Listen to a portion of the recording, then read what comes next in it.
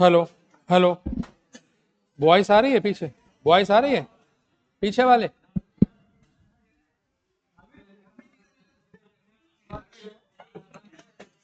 Hello. चाचा, ये लगा देना जरा वो सामने वो। देखिए खाली है, ऊपर वाला खाली है।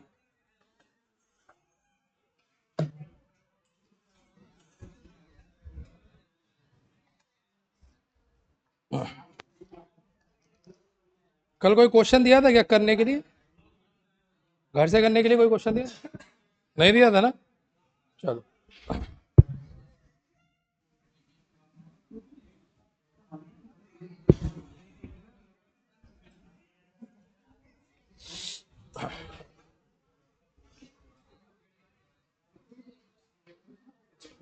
ये पीछे वाला वो एग्जॉस्ट चला दो, पीछे वाला एग्जॉस्ट चला दो। ऑन कर दो वहां पर एग्जॉस्ट।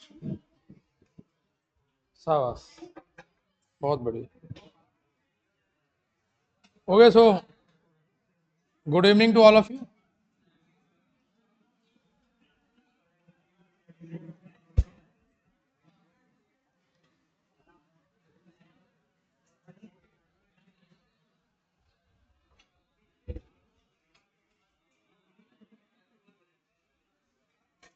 चलो, तो कल हम लोगों ने जो कल देखा था वो देखा था सिमेट्री वाला प्रॉब्लम है। कॉन्सेप्ट ऑफ सिमेट्री घर जाके पढ़ा था नहीं पढ़ा था? कुछ तैयारी एक बार रिवाइज करने की कोशिश करी है ऐसे ही बस टाइम पास? पढ़ लो भाई, पढ़ लो। हाँ, नहीं तो फिर दिक्कत हो जाएगी।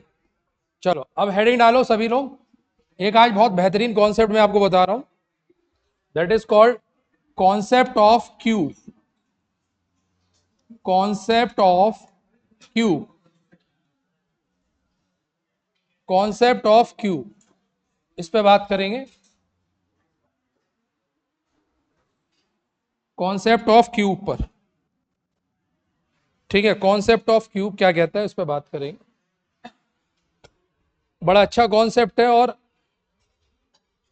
एसएससी में या जेई के एग्जाम में एक सवाल आ जाता है इस पर, क्यूब पर, और इसका बड़ा रटा रटाया आंसर रहता है। ठीक है, डायरेक्ट देख के आदमी आंसर लगा देता है कि ये आंसर है, चाहे वो पढ़ा हो ना पढ़ा हो। अगर एक बार सवाल देख लेगा तो आंसर याद कर लेता है कि कौन दिमाग मारे, ऐसा सवाल देखेगा डायरेक्ट आंसर लगा देंगे। लेकिन आज के समय में चीज़ें थोड़ी चेंज हो गई हैं, चीज़ें एडवांस लेवल पे हो गई हैं। ठीक है, तो चीज़ें हो गई एडवांस लेवल पे। और बंद कर दे इसको, वैसे कम गर्मी लग रही है।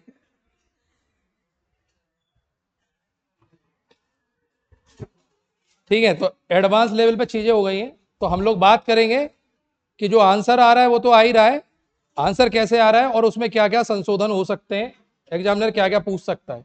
तो कॉन्सेप्ट ऑफ क्यूब का जो एम होता है, इसका जो एम है वो एम ये है, एम है इक्विवेलेंट रेजिस्टेंस निकालना।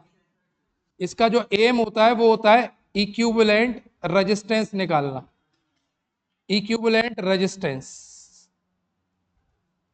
Equivalent resistance across across body diagonal, across body diagonal, और across body diagonal, across face diagonal and edge, edge. ये तीन तरीके से इक्विवेलेंट रेजिस्टेंस निकलता है, बॉडी डायगोनल, फेस डायगोनल और एज। तीन तरीके से निकलता है क्यूब का रेजिस्टेंस। इक्विवेलेंट रेजिस्टेंस क्यूब का इस तरीके से निकलता है। एक क्यूब में कितनी भुजाएं हो सकती हैं? एक क्यूब में कितनी भुजाएं हो सकती हैं? भुजाएं 12 भुजाएं होती है। एक क्यूब में 12 भुजाएं होती है। ठीक है, ये तो जैसे हम यहाँ पर ये क्यूब देखते हैं, एक क्यूब मैं यहाँ पर बना लेता हूँ। 3D में है क्या? ये बना हुआ है, बनाने की जरूरत ही नहीं। ये बना हुआ है पूरा क्यूब, अच्छे से बना हुआ, बढ़िया तरीके। ये है हमारे पास क्यूब, ठीक है। ये तो कॉन्सेप्ट ऑफ क्यूब में यही है कि हमारे पास एक क्यूब होगा, ठीक है, जिसमें 12 भुजाएं होंगी हमारे पास, ठीक है। ये और इसमें 8 नोड होते हैं, नोड जो होते हैं वो 8 होते हैं, ठीक है। ये तो 8 नोड होते हैं, इनके नाम रख देते हैं नोड के अपनी तरफ से हम लोग। 8 नोड हैं, ठीक है सर, 8 नोड हो गए, 12 भुजाएं हो गई, ठीक है। तो इनके नाम अगर मैं यहां से रखूं तो इसका नाम हो जाएगा ए, इसका नाम दे देता हूं मैं ए। अरे हाँ, क्यों नहीं रहा है भाई।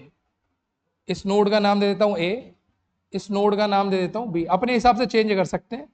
इस नोड का नाम दे देता हूं सी, ये डी हो जाएगा, ई हो जाएगा, एफ, जी और एच, ये ठीक है। ये जितनी भी लाइन दिख रही है आपको, इन सारी की सारी लाइन में रेजिस्टेंस कनेक्टेड है, सारी की सारी लाइन में रेजिस्टेंस कनेक्टेड है, ये इस तरीके से सारी की सारी लाइन में रेजिस्टेंस कनेक्टेड है। ये इन सब लाइन में एक एक रेजिस्टेंस कनेक्टेड है प्रॉपर।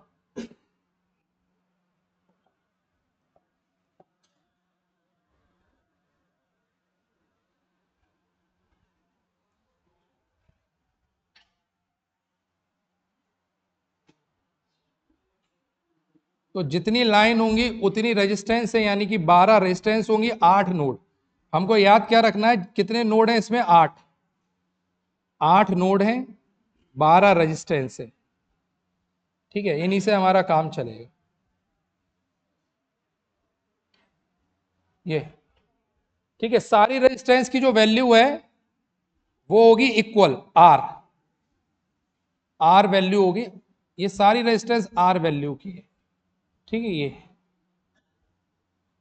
जितने भी, अब आर का कोई भी मान हो सकता है, आर बराबर 2 ओम हो सकता है, आर बराबर 1 ओम हो सकता है, आर बराबर 5 ओम हो सकता है, वो एग्जामिनर के ऊपर है कि एग्जामिनर क्या दे रहा है। तो हमें कुल मिलाकर जो समझ में आ रहा है वो ये समझ में आ रहा है कि 8 नोड हैं, 12 रेजिस्टेंस है। अब एग्जामिनर दो तरीके से सवाल पूछता है क्यूब का। एक पूछे, हो सकता है कि रेजिस्टेंस ना दे, वो ये बोल दे कि भाई जो हमारे पास जो वायर लगी हुई है, ये सारी वायर में रेजिस्टेंस है, ठीक है, वो ये बना के ना दे रेजिस्टेंस। ये भी हो सकता है सिर्फ क्यूब बना के छोड़ दे, एक क्यूब बनाकर ऐसे क्यूब बनाकर छोड़ देगा, ये क्यूब है, बोलेगा इसमें जितनी भी ये लाइन दिख रही है इन सब की रेजिस्टेंस आर है, ये भी बोल सकता है। तो ये मत सोचना कि इसमें तो रेजिस्टेंस दे ही नहीं रखी है, उसने बोल दिया है रेजिस्टेंस क्या है, आर, ठीक है। ये तो all line having some resistance.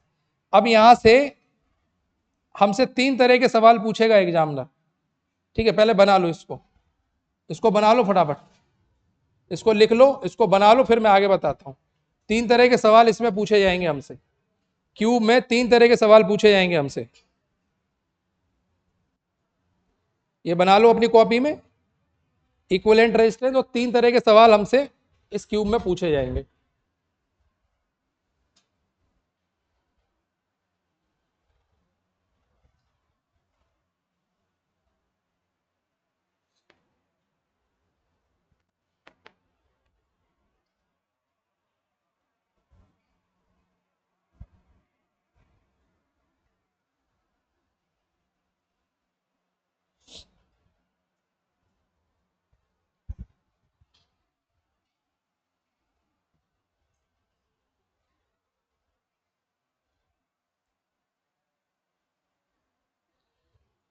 तो एम होता है इक्विवेलेंट रेजिस्टेंस निकालना, क्यूब के क्वेश्चन में एम हमारा रहता है इक्विवेलेंट रेजिस्टेंस निकालना, across body diagonal, face diagonal और एज।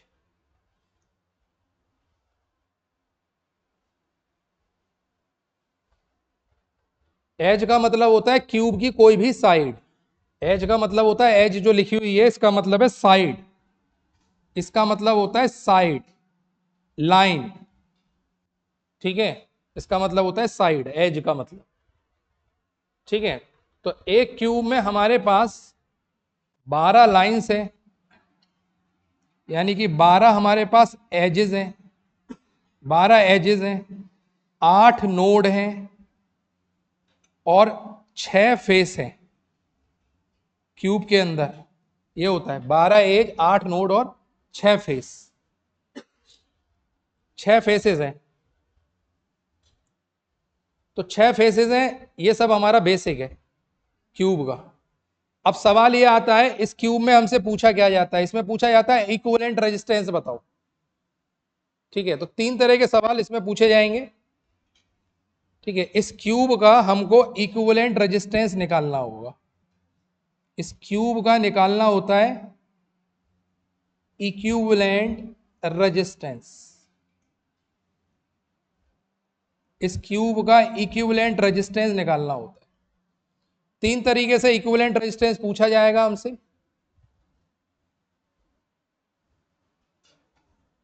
इक्विवेलेंट रेजिस्टेंस 3 तरीके से पूछा जाएगा। कौन कौन सा? पहला पूछा जाएगा R equivalent across body diagonal,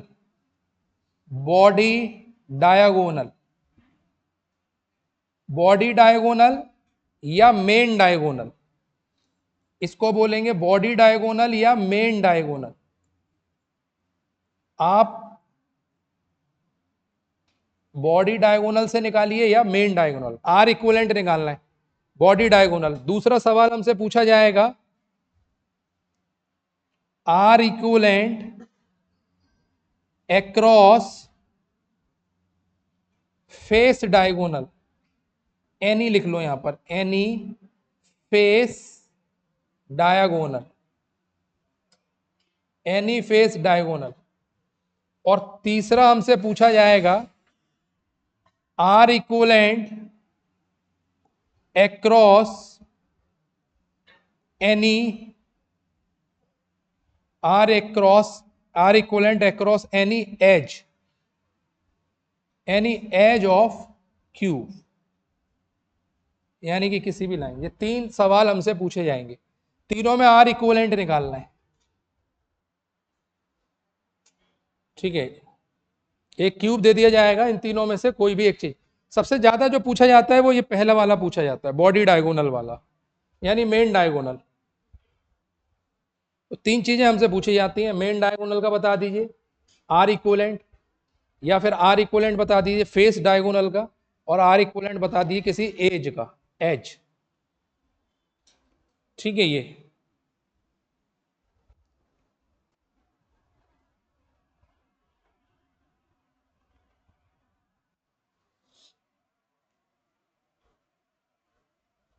लिख लिया, ये जल्दी लिखो।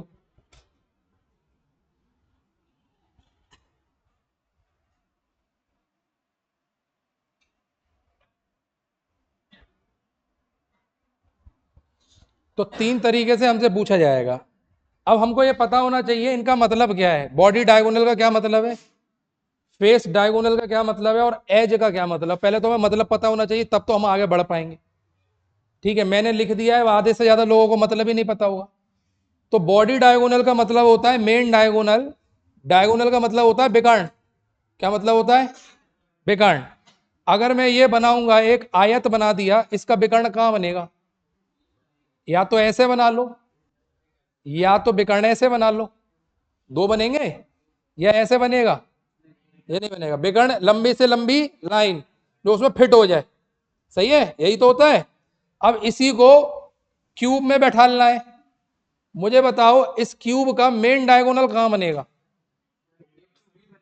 मेन डायगोनल एक लाइन खींचनी है, बड़ी से बड़ी विकर्ण खींचना है इसमें, जो इसमें फंस जाए। अगर मैं ए से बी तक लाइन खींचूंगा तो विकर्ण बनेगा नहीं बनेगा? बनेगा।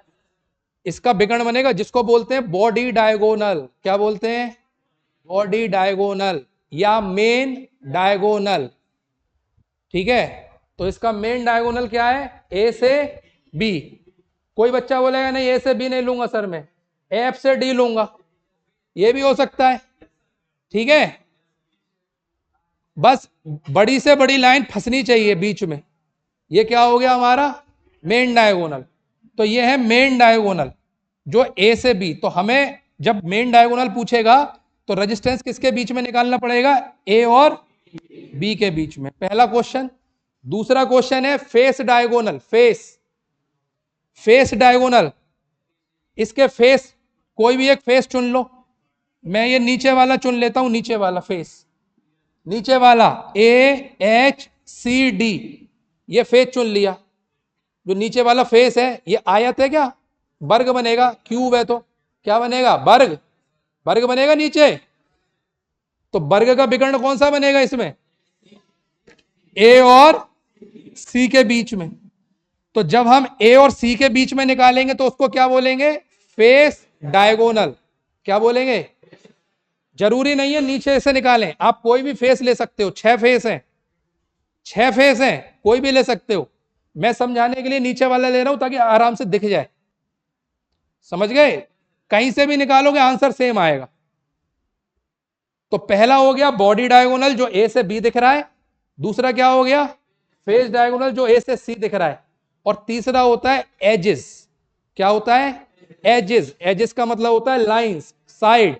कितनी साइड है इसमें, 12। कोई सी भी साइड पकड़ लो, एक साइड पकड़ लेना, ए से डी, ए और डी एक साइड हो गई, इसके अक्रॉस निकालेंगे हम resistance.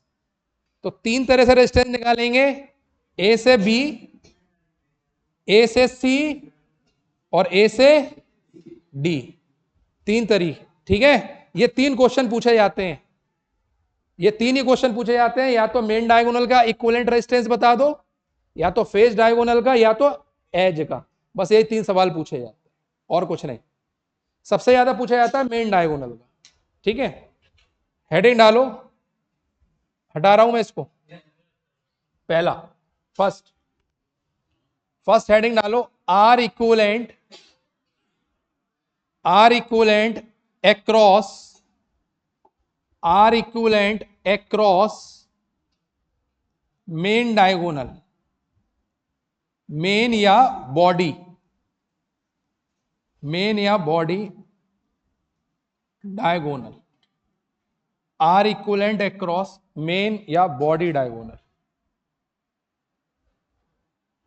R equivalent across main या बॉडी डायगोनल, ये निकालना, ठीक है।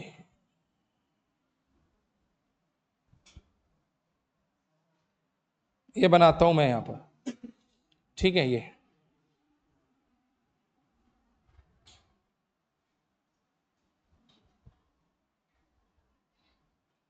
ये पॉइंट ले लिया बी, ये पॉइंट ले लिया बी, और दिस पॉइंट इज ए, ये पॉइंट ले लिया ए और बी के बीच में मुझे निकालना है इक्विवेलेंट रेजिस्टेंस। ये है मेरा क्यू, इसके बीच में मेन डायगोनल आ जाएगा। सारी लाइन का रेजिस्टेंस है आर, ठीक है। जितनी भी ये लाइन हमको दिख रही है, इन सारी लाइन का रेजिस्टेंस है आर, ठीक है। ये एक रेजिस्टेंस यहां लगा हुआ है आर, फटाफट फटाफट क्यूब बना लो, टाइम नहीं दूंगा मैं। एक रेजिस्टेंस, छोटे छोटे क्यूब बना लो बस, ज्यादा बड़े बनाने की जरूरत नहीं है, सब गड़बड़ कर दो कहीं। ये बन गया मेरा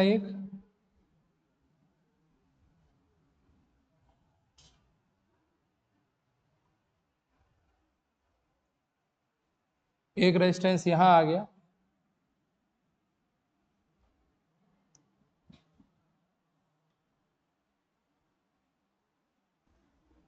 ठीक है। एक यह आ गया मेरा, 12 रेजिस्टेंस फटाफट बना लो, इसमें सारे रेजिस्टेंस है आर।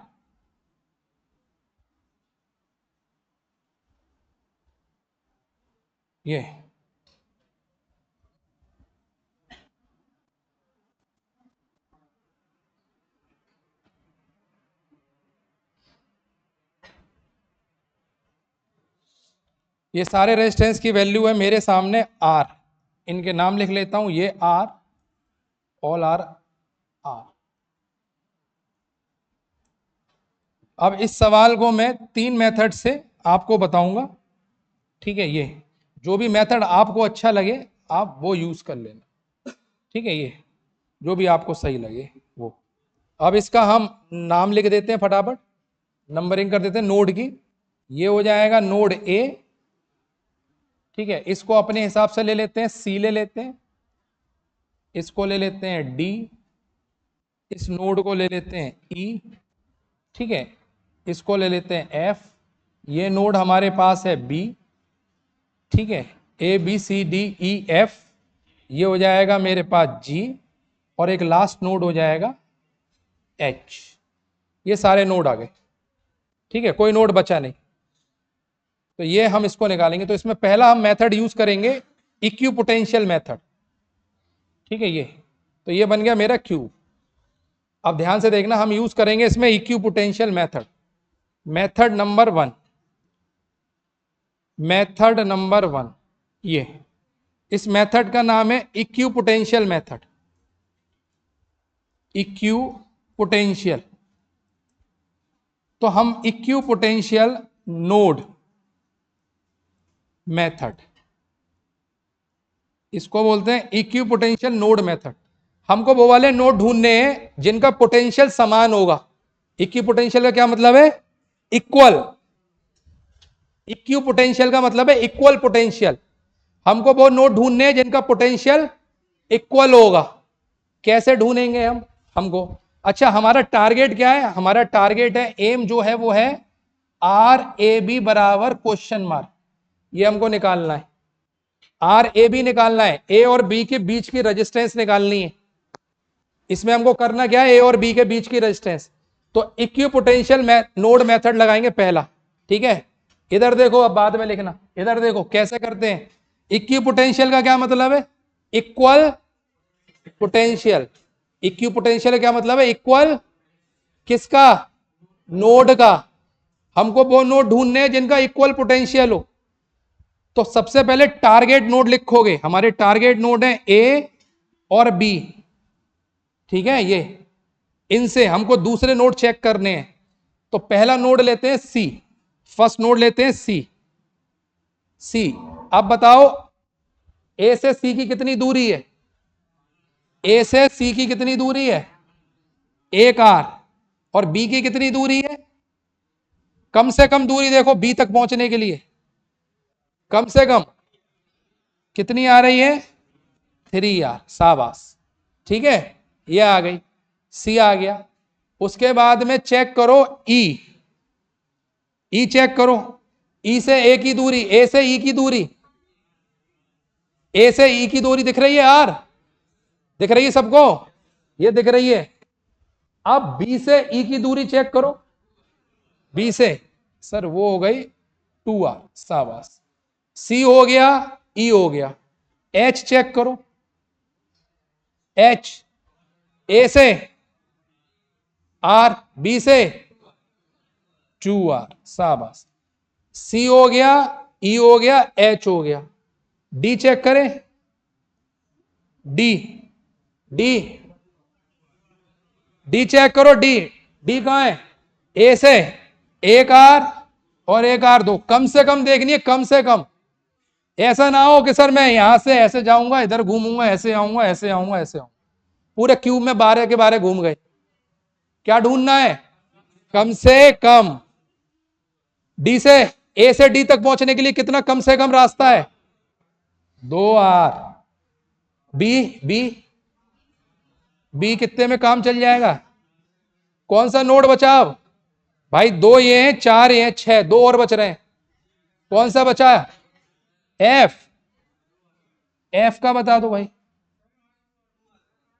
यहां पर ये 2R कहां है? सी से बी कहां है? हाँ भाई 2R होगा, 3 क्यों लिख दिया? ये 2 होगा भाई, सी से बी, सही है, गुड। एफ, एफ, एफ बताओ जल्दी।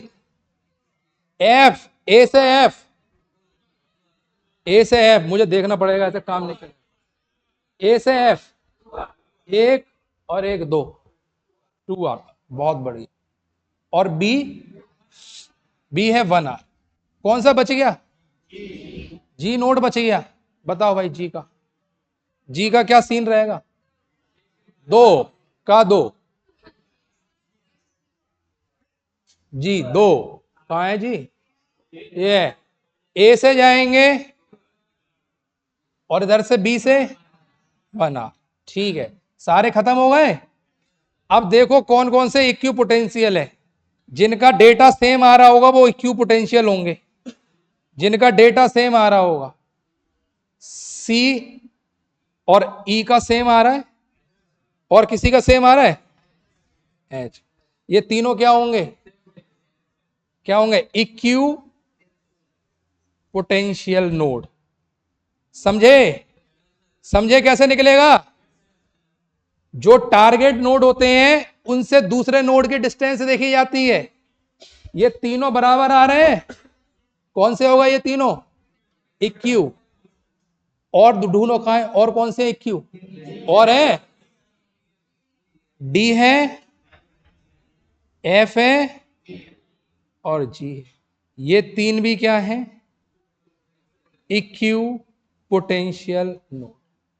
ठीक है, तो इसका मतलब ये तीन को हम कंबाइंड कर देंगे और इन तीन को कंबाइंड कर देंगे। ये तीनों मिलकर एक नोड बनाएंगे।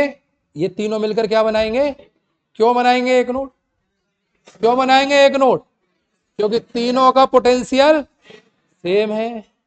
सही है। क्या ये 6 मिलकर एक ही नोड बनाएंगे, नहीं बनाएंगे। इन तीन का अलग है, इन तीन का अलग है। सब एक में हिम्मत मिला देना कि इक्की पोटेंशियल, मुझे तो एक ही संग दिख रहा है। पूरा क्यूब को आयत बना दो, वो क्यूब है, थोड़ी उसकी गरिमा रखनी है। पता चली लाइन खींच दी, ऐसे खींच दिया सब इक्वी पोटेंशियल में। ठीक है, तो अब देखो, अगर तुमको ये पता चल गया तो अब क्यूब पूरा खुल के बैठ जाएगा अपने आप। देखो अब यहां से, अब हमको क्या करना है, नोड बनाने। ये अब हम क्या करेंगे, यहां पर पहले नोड बना लेते हैं। जगह कहाँ है, थोड़ा छोटा करता हूं इसको, थोड़ा छोटा करता हूं, बाद में बड़ा कर दूंगा। ठीक है, यहां इसलिए बना रहा हूं ताकि एक ही पेज पे दिख जाए। चलो भाई, अब नोड बना रहा हूं। तो ये तो हो गई मेरी स्टेप 1। इसके बाद अब मैं बनाऊंगा स्टेप नंबर 2, सर्किट। तो मुझे क्या करना है, पहले मुझे नोड ए बनाना है। ए के बाद मैं यहां पर 3 नोड बनाऊंगा, सी ई एच। एक नोड ये बन गया, सी ई एच। एक नोड बनेगा डी एफ जी बन गया, और इसके साथ यहां बना लूंगा बी। चलो भाई बच्चा लोग, ये बताओ ए से सी के बीच में कितनी रेजिस्टेंस लग रही है, ए से सी के बीच में, ए से सी के बीच में कितनी रेजिस्टेंस लग रही है, एक लग रही है, एक रेजिस्टेंस आर। ये हो गई, इसका काम तमाम। ए से ई के बीच में कितनी लग रही है, ए से ई, ये लग रही है सर, ए से ई लग रही है। ए नोड ये है और ई नोड ये है, ऐसे लगा दूं मैं, ए से ई के बीच में आ गई। ए से एच के बीच में कितनी आ गई, एक आ गई सर, यहां आ गई, बहुत बढ़िया, ये आ गई आर। अब बताओ बी से डी के बीच में कितनी लग रही है, बी से डी, बी से डी कौन सा दिख रहा है सर, बी से डी के बीच में आर है, बी से एफ के बीच में आर है, और बी से जी के बीच में आर है ना। ये तो यहां भी हमको 3 मिलेंगी, 3 मिलेंगी आर, एक यहां मिलेगी आर, और एक मिलेगी आर। ये 3 और 3 6, टोटल रेजिस्टेंस है 12। 3 यहां आ गई, 3 यहां आ गई, जो बच गई 6 वो बीच में आ जाएंगी। चेक कर लेना, बीच में आ जाएंगी 6। 6 कहां आ जाएंगी, बीच में। ये और इन सब की वैल्यू क्या होगी,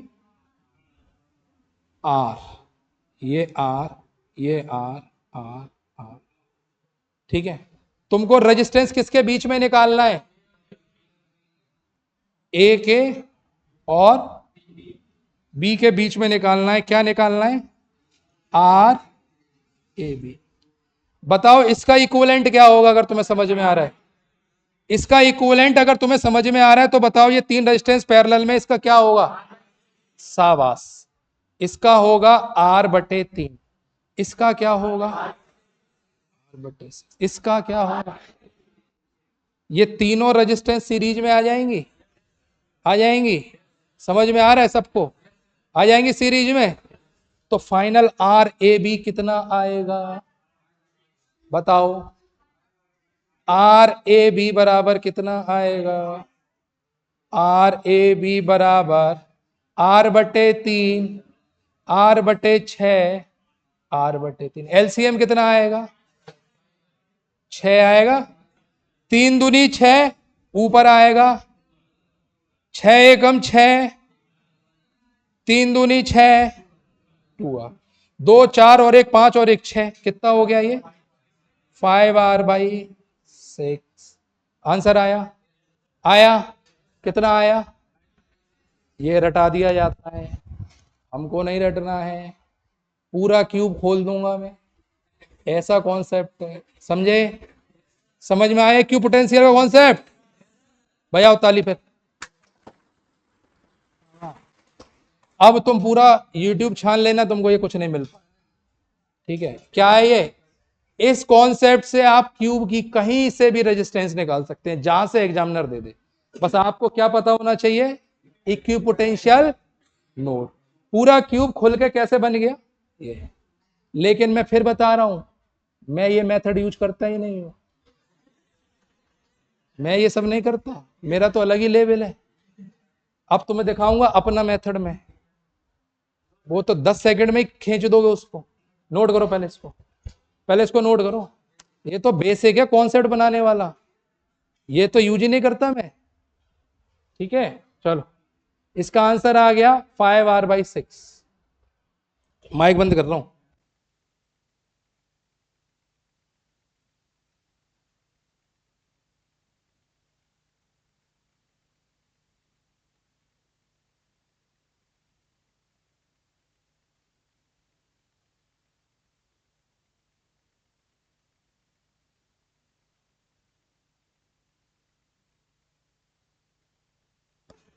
तीसरा मेथड मेरा होगा, समझ गए? अब देखो, लिखो फटाफट इसको। मैंने तो अब पहले ही बता दिया है, मास्टर कर दूंगा मैं। बस कॉन्सेप्ट पकड़ने की ताकत होनी चाहिए तुम्हारे अंदर। मेरे कॉन्सेप्ट पकड़ने की ताकत अगर तुम्हारे अंदर है ना, तो तुम कोई एग्जाम में बीट ही नहीं हो पाओगे, बीट हो ही नहीं पाओगे तुम। अब कॉन्सेप्ट नहीं पकड़ पा रहे हो, फिर वो उसमें मैं कुछ नहीं कर पाऊँ। तो इक्यू पोटेंशियल में क्या करा हमने? पहले नोड चेक करे, जो जो नोड थे सबको एक साथ कर दिया जो इक्वल मिले, और फिर क्यूब देख के रेजिस्टेंस लगा दी, पूरा क्यूब खुल गया, पूरा क्यूब खुल गया, आंसर आ गया 5R/6। खत्म। तो ये मेथड है अपना इक्यू पोटेंशियल मेथड।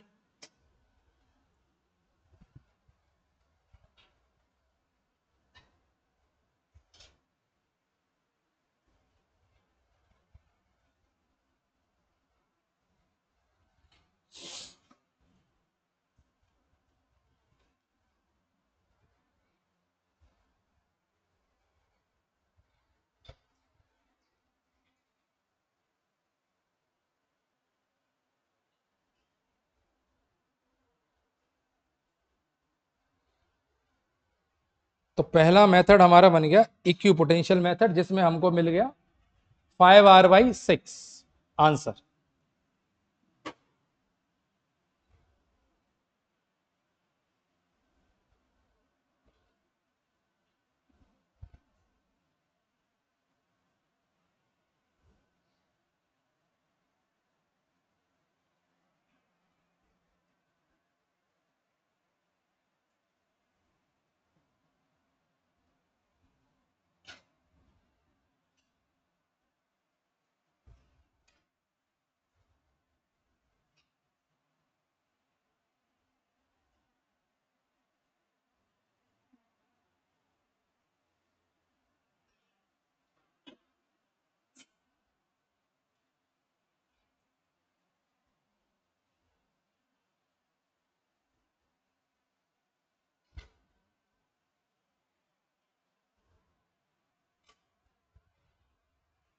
हटा दो इसको।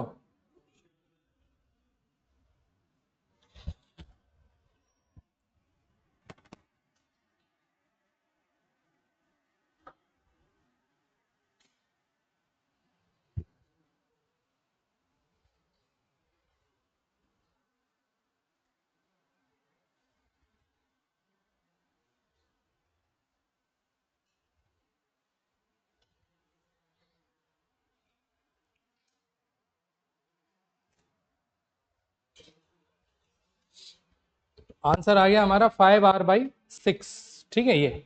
चलो अब डालते हैं मेथड नंबर 2। मेथड 2,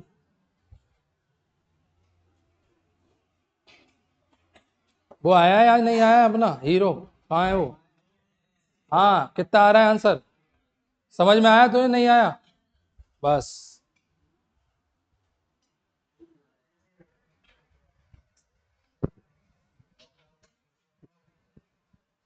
जरा सा है, गुटका सा, ऐसे ऐसे पेंडल मारता है साइकिल में। भाई साहब मैंने देखा था, यहाँ मार रहा था उस दिन पेडल। मुझे तो डर लग रहा था कि गिर ना जाए ये। मैं पीछे जे आगे, तुम्हारा माँ तमाम मारा था ऐसे ऊंचा को चक्के मारे गद्दी से। मैंने मैं देखा भाई साहब, मैं बोला यार क्लास में तो शांत रहता है, आफत इसे बहुत है। बिना इसके मन नहीं लगता मेरा।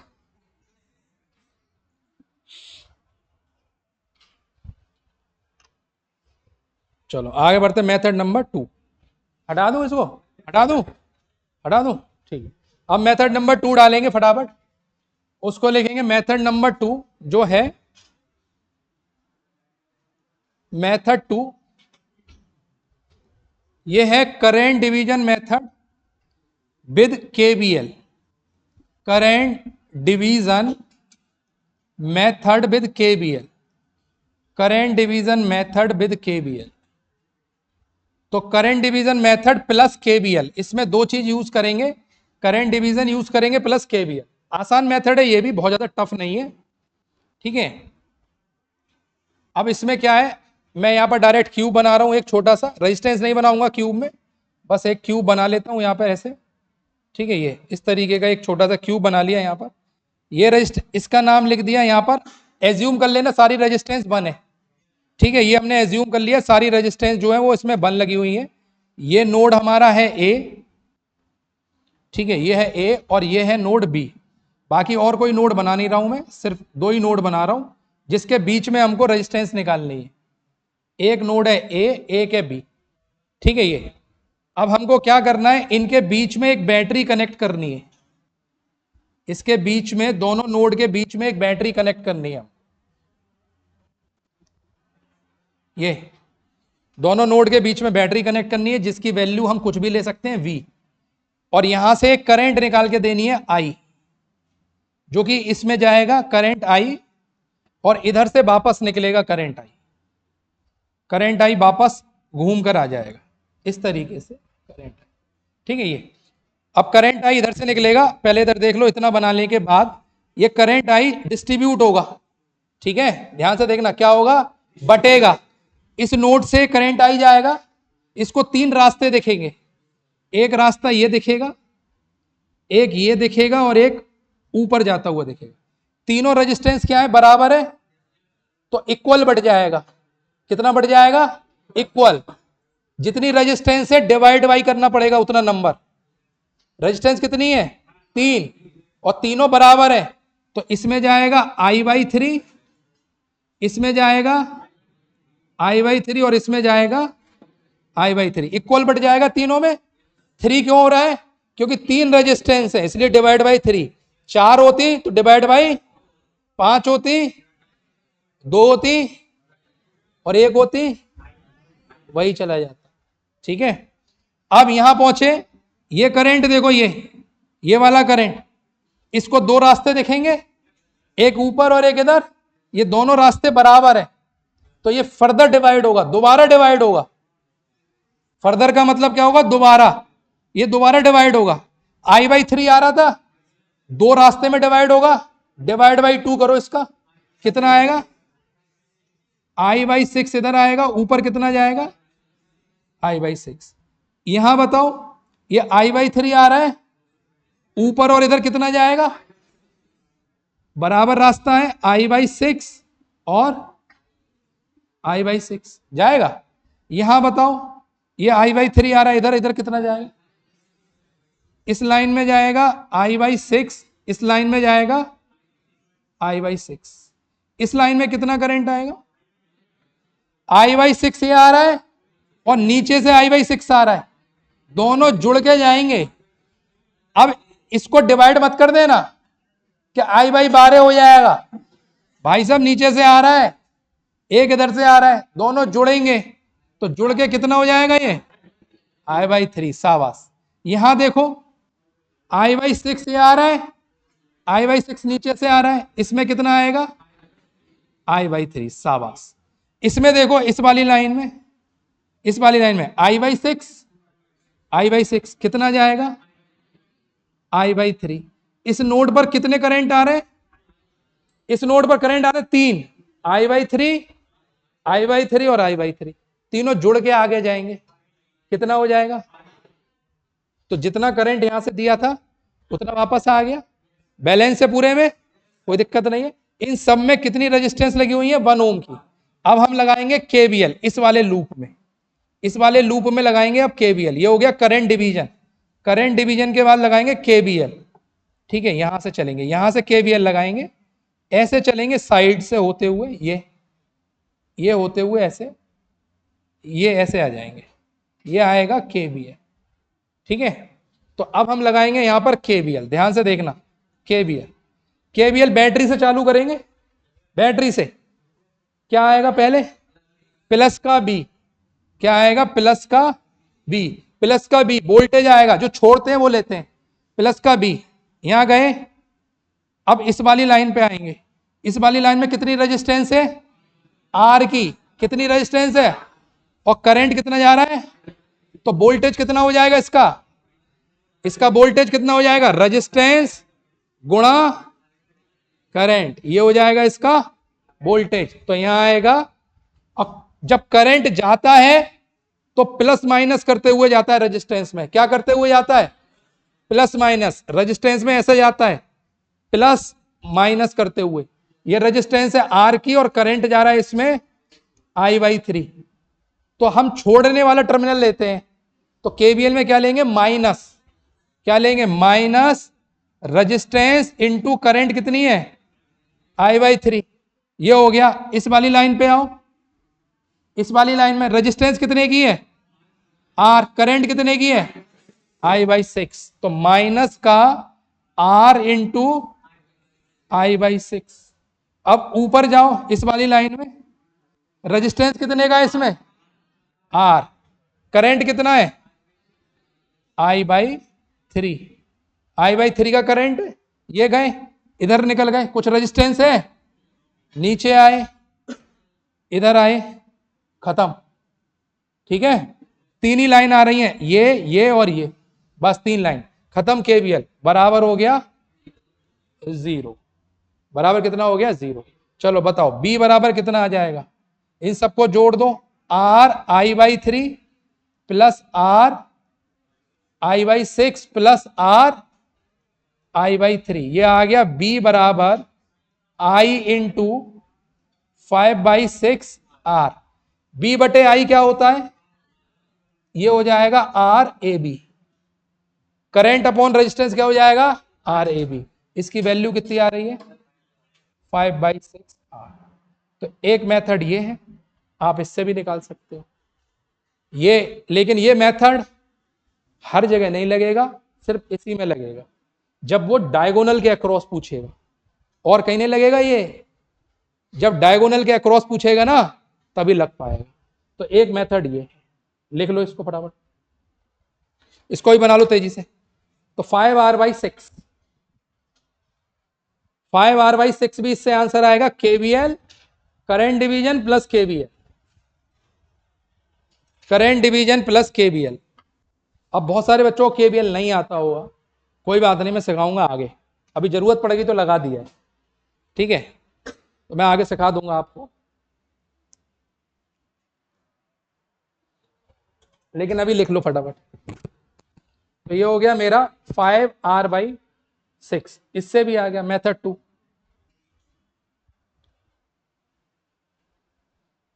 करंट डिस्ट्रीब्यूशन कर लिया।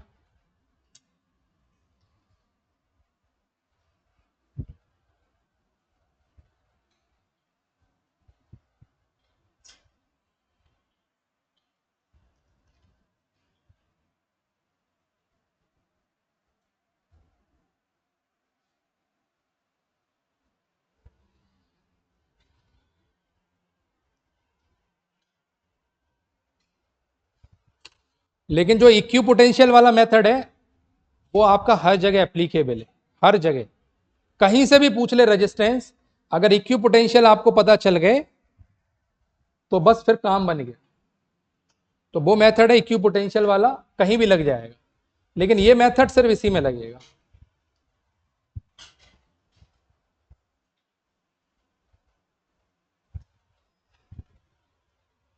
तो इक्विवेलेंट रेजिस्टेंस हो गया इसका आर ए बी 5/6 आर।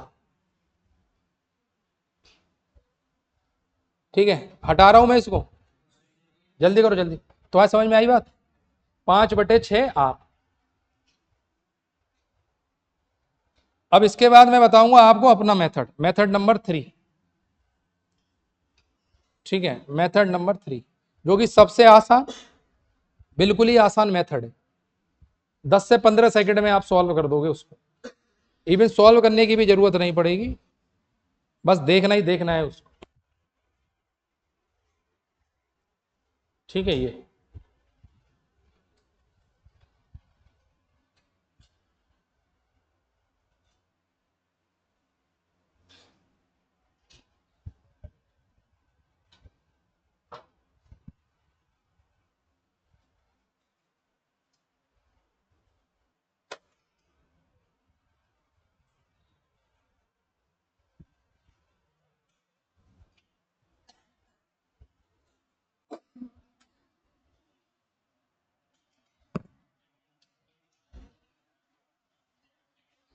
आया समझ में? केवीएल समझ में आया? ये करंट डिस्ट्रीब्यूशन कैसे कर रहे हैं? तो ये है मेथड नंबर 2। ठीक है, आगे बढ़ता हूं मैं। मेथड नंबर 3, इसको छोटा कर देना, जिसको नोट करना है नोट कर लेना।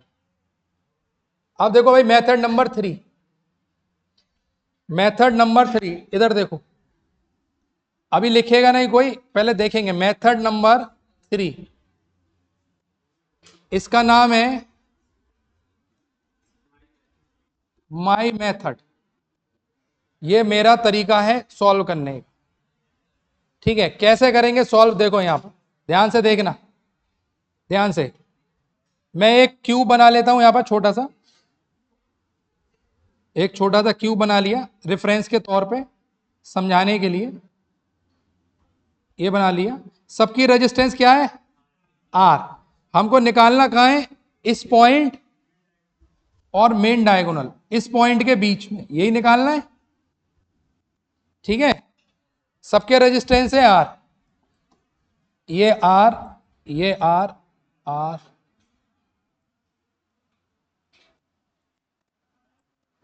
और ये। ठीक है, ये 12 रेजिस्टेंस। मैं कैसे देखता हूं? मैं ये देखता हूं कि पॉइंट ए से कितने रेजिस्टेंस कनेक्टेड है। मैं ये देखता हूं, क्या देखता हूं? पॉइंट ए से कितने रेजिस्टेंस कनेक्टेड है? 3, 1 2 3। मैं 3 रेजिस्टेंस कनेक्ट कर लेता हूं, 1 2 3। 3 रेजिस्टेंस कनेक्ट हो गए पॉइंट ए से। समझ में आ रहा है? पॉइंट ए से कितने रेजिस्टेंस कनेक्टेड है? 3। अब मैं पॉइंट बी को देखूंगा, पॉइंट बी से कितने कनेक्टेड है? पॉइंट बी से भी 3 है। एक ऐसे बना लो, थोड़ा बड़ा, 2 3। सही है, कनेक्ट हो गए। जो बच गए वो इनके बीच में लगा दो।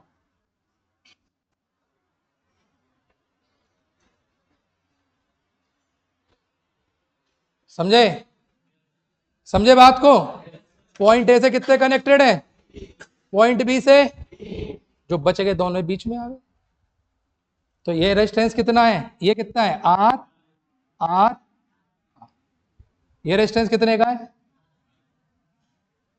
और बाकी ये रेजिस्टेंस सब कितने के हैं? तुमको क्या निकालना है? ए और बी के बीच में इसका इक्विवेलेंट कितना आएगा बताओगे? R/3। इसका कितना आएगा? आर। इसका कितना आएगा? R/3। तो RAB कितना आ जाएगा? तीनों सीरीज में आ गए, R/3, R/6, R/3। कितना आ गया? 5R/6 आया। समझ में आया? सब बचा दिया मैंने, इक्विपोटेंशियल भी खत्म, केवीएल भी खत्म। सीधे देख के ही बता दिया कि क्या बनेगा।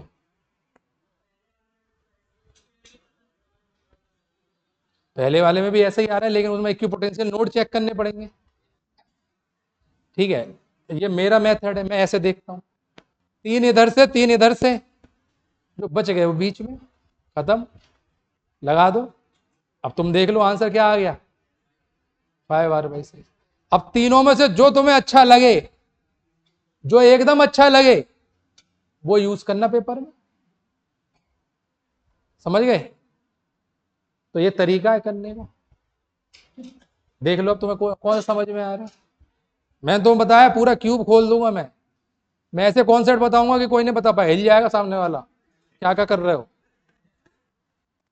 ठीक है, तो आंसर इससे मैं ये यूज करता हूं, मैं नहीं करता वो सब इक्विपमेंट, बहुत पहले जमाने में यूज करता था जब नया नया खिलाड़ी था।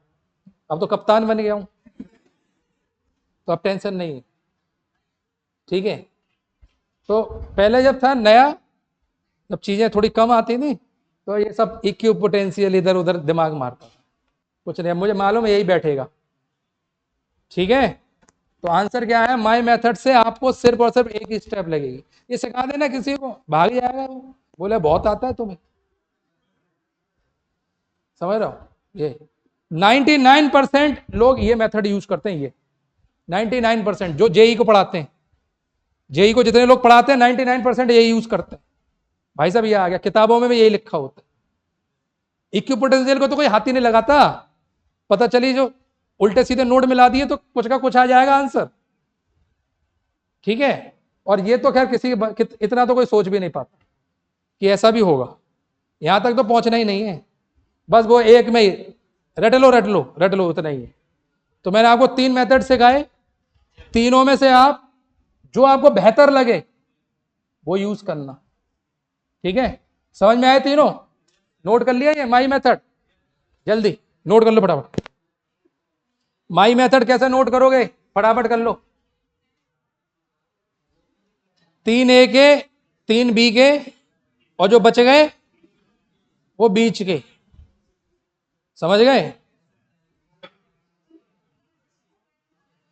हाँ, अलग अलग नहीं देगा, अलग है। हाँ, अलग दे सकता है, कोई दिक्कत नहीं है। हाँ बिल्कुल यही लगेगा। क्या अलग अलग देगा, क्या देगा बताओ? इसकी वैल्यू मान लो 2 दे देगा, इसका अरे इसका 3 दे देगा, इसका 4 दे देगा, यही तो देगा। लगेंगे तो ऐसे ही, तो सॉल्व कर लेना, फिर r/3 नहीं आएगा, फिर इनको सॉल्व करने पर एक नंबर आएगा, इनको सॉल्व करने पर एक नंबर आएगा, इनको सॉल्व करने पर एक नंबर आएगा, तीनों को जोड़ देना, और क्या कर सकता है। अरे वो इतना ही तुमसे करवा ले, यही बहुत है। नंबर बदल के तो वो खुद पागल हो जाएगा। एग्जामिनर तो यही सोचता है तुम इतने ही आंसर कर दो। अभी तो तुम्हें बता दिया, इसलिए तुम ज्यादा बन रहे हो मेरे सामने कि नंबर बदल देंगे। एक बोलेगा बीच में करंट सोर्स आ गया सर, तब कैसे करेंगे? उससे पहले तो ये भी नहीं आता था, उससे पहले तो रट ही रहे थे, अब जो आ गया है तो देखो दिमाग चल रहा है। चलो, अब आता है मेन टर्निंग पॉइंट। ये सब तुमको ये किताब में मिल जाएगा, इसका आंसर रट लिया जाता है। क्यूब का रेजिस्टेंस कितना है, 5/6R। ठीक है, ये रटा दिया जाता है, रट लो, रट लिया, कोई बात नहीं। 3। असली हवा तो तब खराब होती है जब फेस डायगोनल पूछता है, जब पूछता है ना फेस डायगोनल बताओ, तब कोई मेथड किसी किताब में नहीं मिलता। ठीक है, फिर रटा दिया जाता है, रट लो, लेटेस्ट वर्जन है ये, लेटेस्ट वर्जन, रट लो 3/4R, रट डालो इसको, लेटेस्ट वर्जन है ये। ठीक है, चलो वो भी देखते हैं, उसको भी खोलते हैं, टेंशन क्यों ले रहे हो, हटा दो इसको। सेकंड सेकंड सेकंड हेडिंग डालो, R equivalent across, R equivalent across face diagonal, R equivalent across face diagonal,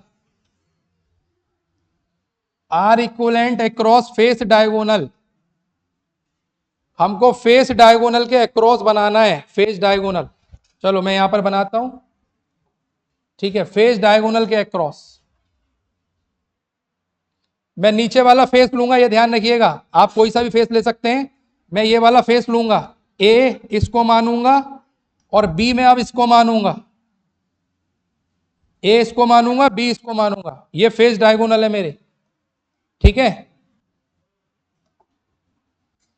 इसको मानूंगा मैं ए और यहां मानूंगा मैं बी, ये नोड हो जाएगा बी, ये नोड हो जाएगा ए। अब मैं इस फेस के बीच में निकालूंगा, ठीक है, फेस डायगोनल। बाकी सब नोड के नाम लिख देते हैं अलग अलग, ठीक है। ए बी ये हो गया, तो इसको सी नाम दे देता हूं, इस नोड को नाम दे देता हूं डी, इसको नाम दे देता हूं ई, एफ, इसको नाम दे देता हूं जी और एच, सारे हो गए, ठीक है। ये हो गया मेरा ए और ये हो गया बी। अब मुझे निकालना है आर ए बी, मेरा एम है आर ए बी निकालना। आर ए बी सारे रेजिस्टेंस कितने ओम के हैं? आर ओम के हैं सारे रेजिस्टेंस, ठीक है। तो मेथड नंबर 1 लगाएंगे हम, इक्विपोटेंशियल मेथड। मेथड 1, पहला मेथड है equipotential method. Equipotential method, equipotential method use करेंगे, ठीक है। पहले समझ लो, उसके बाद में लिखना, मैं टाइम दूंगा। इधर देख लो पहले, बाद में करना, वरना फिर भूल जाओगे तो और दिक्कत होगी। इक्विपोटेंशियल मेथड क्या कहता है? इक्विपोटेंशियल मेथड क्या देखना होता है इसमें? क्या देखना होता है? नोड देखने होते हैं। टारगेट नोड कौन कौन से हैं? टारगेट ए और बी। चलो ए और बी, पहला नोड ले लेते हैं ई। ई से बताओ ए की दूरी कितनी है? ए की है आर। बी तक की दूरी कितनी है? बी से ई तक की, बी से ई, बी से ई कैसे पहुंचेंगे? 1 2 और 3, ये है 3R। ई हो गया, ई खत्म हो गया। ई के बाद हम लेते हैं, कौन सा लें? चलो एफ ले लेते हैं। एफ, एफ की दूरी कितनी है बताओ? एफ की ए से 2R और बी से, बी से भी 2R है, बी से भी 2R है, ठीक है। ई हो गया, एफ हो गया, जी ले लेते हैं। जी, जी क्या बनेगा? ए से 3R, बी से आर, शाबाश। ई एफ जी हो गया। एच, एच का क्या है? ए से कितना होगा? 2R और बी से, बी से भी 2R, बी से भी भाई 2R। एच, अब एच हो गए, ऊपर के सब खत्म हो गए। डी, डी की डिस्टेंस क्या है? ए से है R और बी से R, बहुत बढ़िया। उसके बाद बच गया सी। सी का क्या सीन है? सी से R आ रहा है और डी सी और बी से R, ये आ रहा है। अब इसमें कोई इक्विपोटेंशियल नोड दिख रहे हैं क्या? कौन कौन से होंगे? F और H, ये दोनों होंगे इक्विपोटेंशियल। और कौन से होंगे? C और D। E और G होंगे? होंगे E और G? कहां ए और बी? ई और जी होंगे या नहीं, ये बताओ बस मुझे, मुझे ये बताओ होंगे या नहीं होंगे बस। कितने लोग बोल रहे हैं होंगे? कोई ऐसा जो ये बोल दे कि हाँ होंगे सर, मैं कंफर्म हूं ये होंगे ही होंगे। नहीं होंगे तो मैं सॉर्ट कर दूंगा। ई और जी नहीं होंगे क्योंकि इनके इक्वेशन अलग अलग है, सही है। ये तो एफ और एच हैं, डी और सी। तो किन किन को मिलाओगे? एफ को एच के साथ मिलाओगे और डी को, ठीक है। तो सेम सेम जोड़ी बनेगी, अलग अलग जोड़ी मत बना देना हाथ ऊपर करके कि अब मुझे पता चल गया अब तो मैं अलग बनाऊंगा। ऐसा मत करना कि एफ का डी के साथ बना दो, ठीक है। समान जोड़ी बनेगी एफ की एच के साथ। क्यों? क्योंकि दोनों इक्वेशन समान है, डी की सी के साथ, दोनों इक्वेशन क्या है, समान है। समझ में आ रहा है? नोट करो पहले, इतना जल्दी इतना नोट करो, फिर बनाते हैं। जल्दी नोट करो फटाफट, जल्दी तेजी से नोट करो ये कॉन्सेप्ट इक्वी पोटेंशियल का।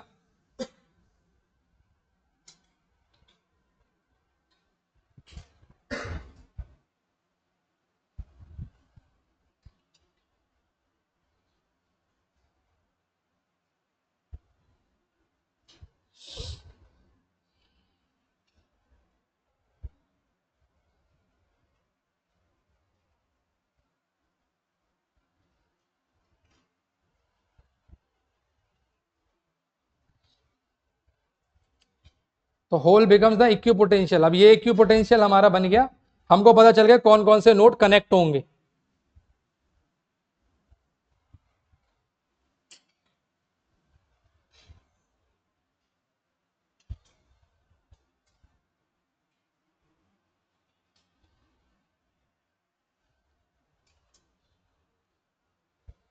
इसको कर देते छोटा,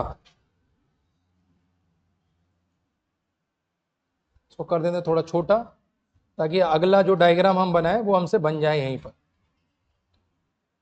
ठीक है, ये हो गया हमारा।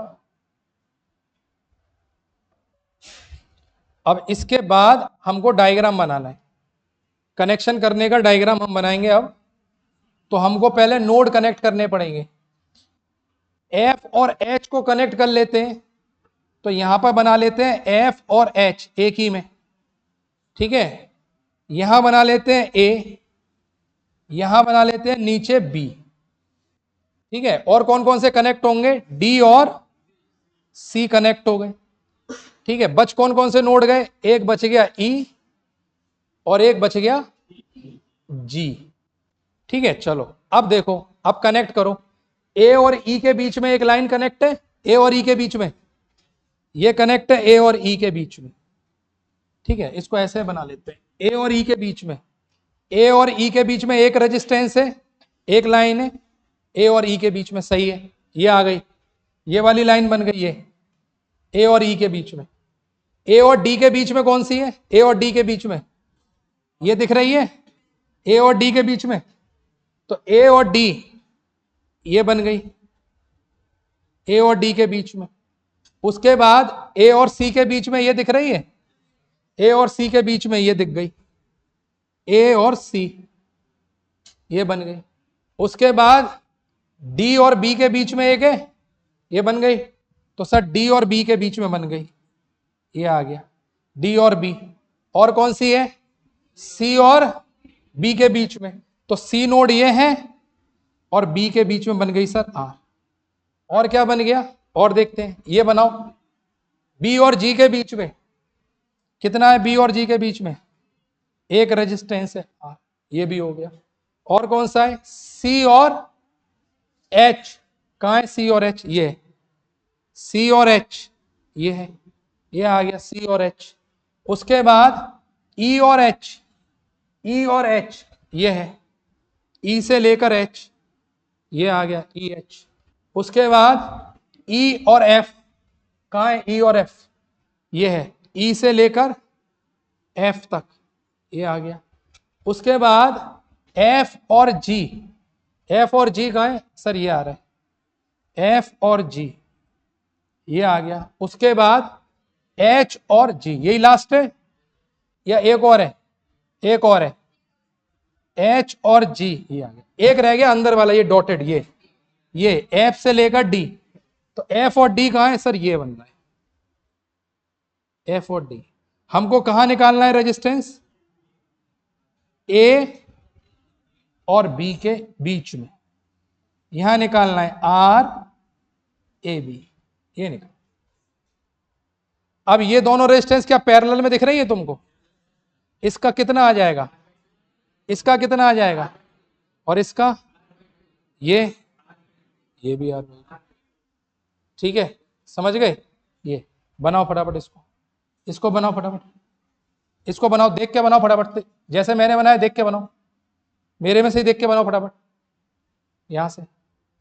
फिर इसके बाद ई, मैं यहां पर एक और डायग्राम बना दे रहा हूं, एफ एच यहाँ आएगा G, यहाँ आएगा DC, ये आ जाएगा B और ये आ जाएगा A। इन दोनों के बीच में रहेगी R, इन दोनों के बीच में रहेगी R/2, इन दोनों के बीच में रहेगा R/2, इन दोनों के बीच में रहेगा सर R/2 और ये रहेगा R/2 और ये रहेगा अगेन R/2, अगेन R/2, ये हो जाएगा R। ठीक है, ये इन दोनों के बीच में हमको RAB निकालना है, इन दोनों के बीच में RAB। ये दोनों हो जाएंगी सीरीज में, ये दोनों सीरीज में हो जाएंगी, ये दोनों सीरीज में हो जाएंगे। बनाओ फटाफट, दोनों डायग्राम बनाओ ये तेजी से, छोटे छोटे बनाओ लेकिन जल्दी जल्दी बनाओ।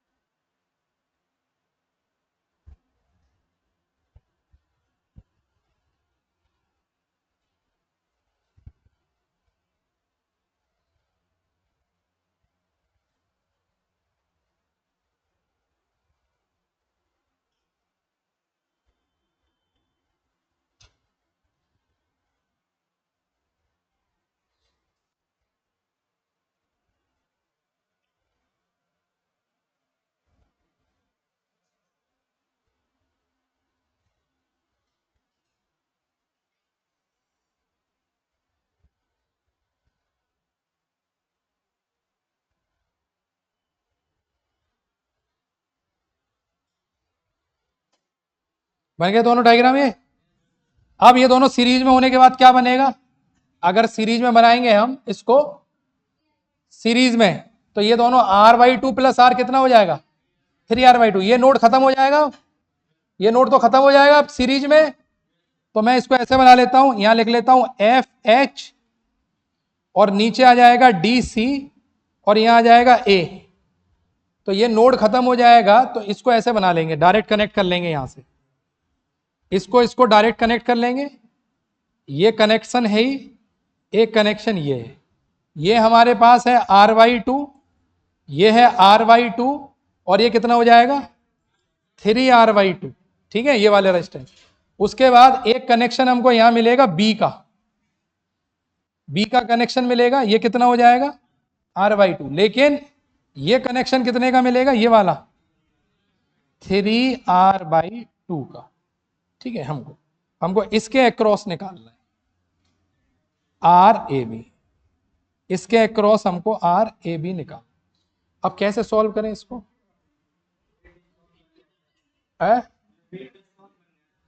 कौन सा, हाँ क्या बन गया, ये बीड स्टोन बन गया, शाबाश। ठीक है, ये कौन सा ब्रिज बन गया, बीड स्टोन। अगर बीड स्टोन ना समझ में आ रहा हो तो क्या लगा दोगे, इस डेल्टा को स्टार में तोड़ दोगे। किस में तोड़ दोगे, स्टार में। अगर ना समझ में आ रहा हो तो स्टार में भी तोड़ सकते हैं, ऐसे तोड़ सकते हो, नहीं तो बीड स्टोन बन गया। आसान तरीका है बीड स्टोन लगाना। ठीक है, अभी मैंने इन लोगों को बीड स्टोन पढ़ाया नहीं है तुमको, लेकिन इसके आगे लिख लेना, ये लिख लेना wheat stone bridge, it is wheat stone bridge, और वो भी बैलेंस्ड। कौन सा है ये, बैलेंस्ड वीट स्टोन ब्रिज। ठीक है, हाँ मिरर सिमेट्री तो लगेगी, वो तो कल सिखाई थी। वीट स्टोन ब्रिज है, मिरर सिमेट्री छोड़ो, भी इन लोगों को नहीं समझ में आती। तो वीट स्टोन ब्रिज अगर ये बन गया तो बीच में कोई भी करंट नहीं जाएगी, बीच में कोई करंट नहीं जाएगी। ये दोनों सीरीज में हो गए और ये दोनों सीरीज में हो गए, ये दोनों सीरीज में हो गए। तो कितना हो गया, 1.5 + 1.5, ये 3 हो गया, और आधा प्लस आधा 1, तो 3 और 1 पैरेलल ए मार दिया ना मुक्का, 4। गाली बक देता हूं मैं, ध्यान रखना। 3 और 1 4। ठीक है, तो ये हो गया ए, ये हो गया बी, यहां आ गया, यहां आ गया आर, और ऊपर से आ गया, ऊपर से आ गया 3R। 1.5 प्लस 1.5 3। अब बताओ इनके बीच में क्या आएगा, आर ए बी। कितना आएगा बताओ R A B? R A B, R A B आएगा 3R parallel to R. 3R parallel to R. इसको सॉल्व करोगे कितना आएगा? 3R/4 है, 3R/4। अब इसको मिरर सिमेट्री से भी कर सकते हो, जो कल आए थे वो मिरर सिमेट्री से भी सॉल्व कर सकते हैं।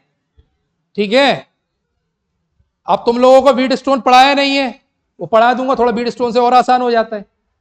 तो बीट स्टोन में बैलेंस ब्रिज कैसे देखा जाता है? क्रॉस रेजिस्टेंस देखी जाती है। इसकी गुणा इससे करो बराबर, इसकी गुणा इससे करो बराबर आने चाहिए। तो इसमें बराबर आ रहा है, इसकी गुणा इससे करने पर और इसकी गुणा इससे करने पर। तो जब बीट स्टोन ब्रिज बैलेंस होता है तो बीच वाली रेजिस्टेंस में कोई भी करंट नहीं आता, उसको हटा देते हैं। तो हटाने से मुझे मिल गया कितना? 3R/4। तो फेस डायगोनल का आंसर कितना आ रहा है? कितना आ रहा है फेस डायगोनल का? 3R/4।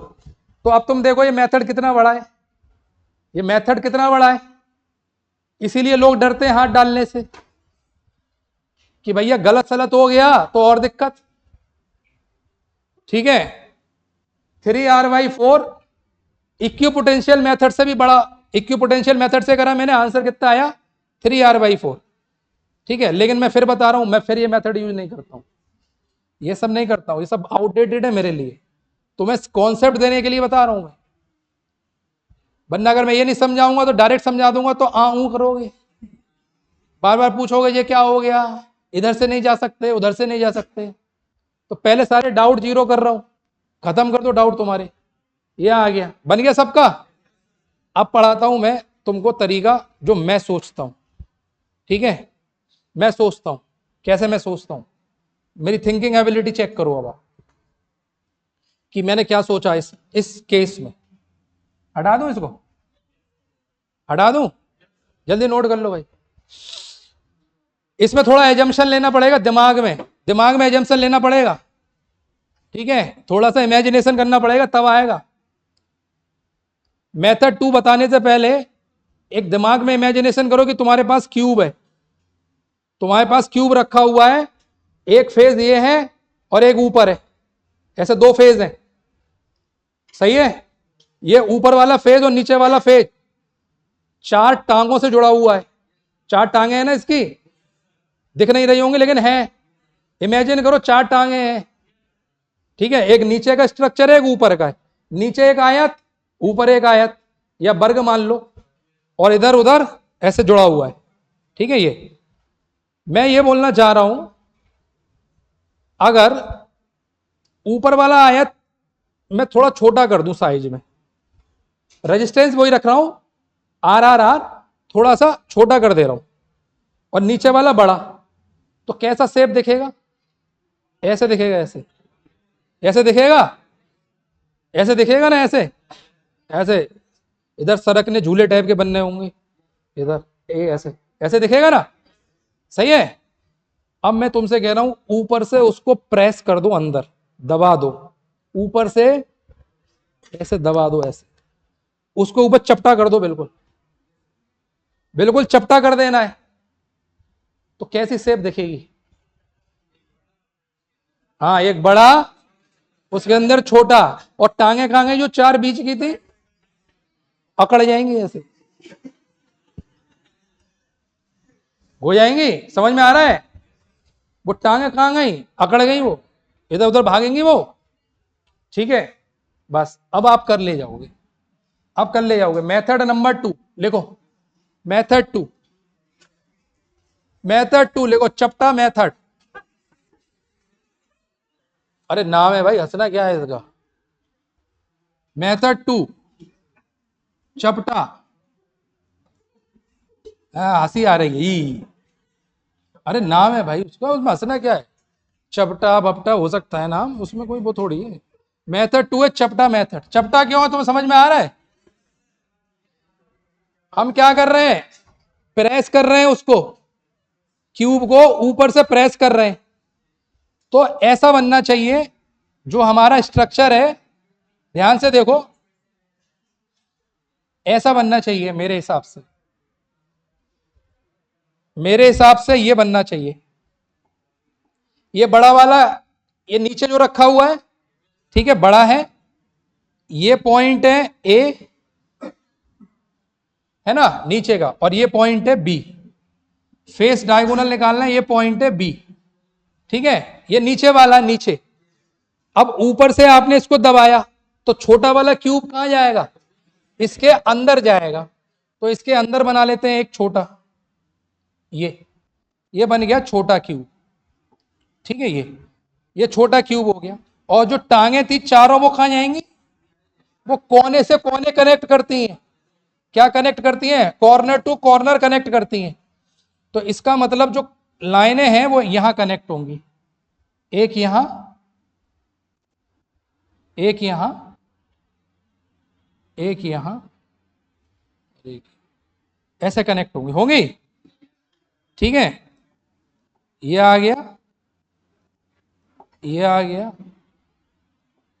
ये, और एक ये कनेक्ट होंगी, ठीक है, समझ में आ रहा है। ये सबकी रेजिस्टेंस कितनी हो जाएगी, सबकी रेजिस्टेंस यहां लगा देता हूं मैं, ये सब रेजिस्टेंस हो जाएंगी मेरी आर। तो यहां हो गया एक आर, एक इसमें आ जाएगा आर, एक इसमें आ जाएगा, यहां आ जाएगा, और यहां आ जाएगा, ठीक है। एक रेजिस्टेंस यहां आ जाएगा, एक यहां आ जाएगा, ठीक है। ये तो टोटल रेजिस्टेंस कितनी होनी चाहिए, टोटल रेजिस्टेंस 12। ये हो गया एक आर, और एक हो गया ये, ठीक है, एक ये। सारी रेजिस्टेंस की वैल्यू कितनी है, आर, आर और आर, ठीक है। बनाओ फटाफट इस डायग्राम, इस डायग्राम को बनाओ जल्दी, जल्दी बनाओ। R R R R R, 12 हमारे पास आर है, ठीक है। ये ऊपर वाला क्यूब है और बड़ा वाला नीचे वाला है। हमने दोनों क्यूब एक के ऊपर एक प्रेस कर दिए, ठीक है। तो वो इस तरीके से बैठ गए हैं कि प्रेस हो गए ये।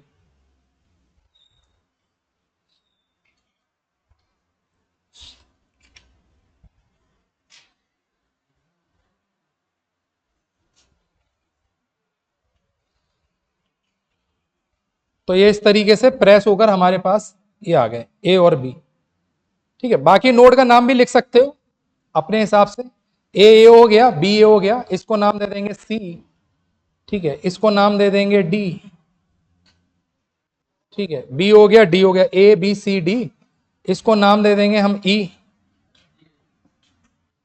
ई नाम दे देंगे, इसको नाम दे देंगे एफ, इसको नाम दे देंगे जी, और इसको नाम दे देंगे एच। अपने मन से नाम दे सकते हो, ठीक है, जो भी आपको नाम देना।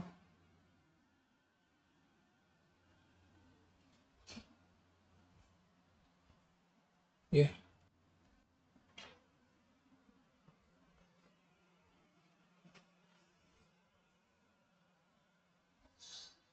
तो हमने प्रेस करके बना लिया इसको,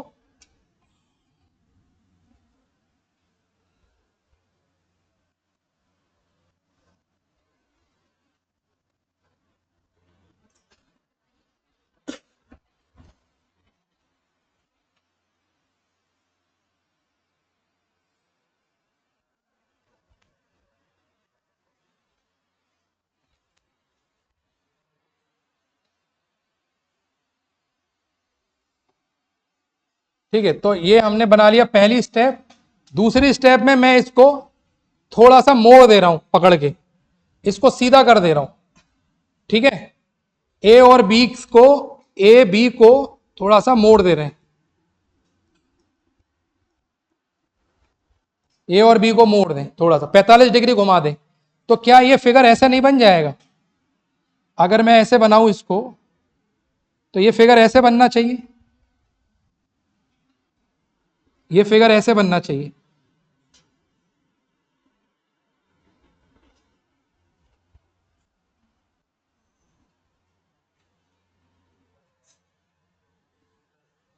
ये फिगर कुछ ऐसे बनना चाहिए। ये हो जाएगा बी, ये हो जाएगा ए, ठीक है, ये मैं दे दूंगा सी, और ये हो जाएगा डी। सही है? ये ऐसे बन जाएगा क्या 45 डिग्री पर? थोड़ा सा मोड़ दिया इसको, ये बन जाएगा।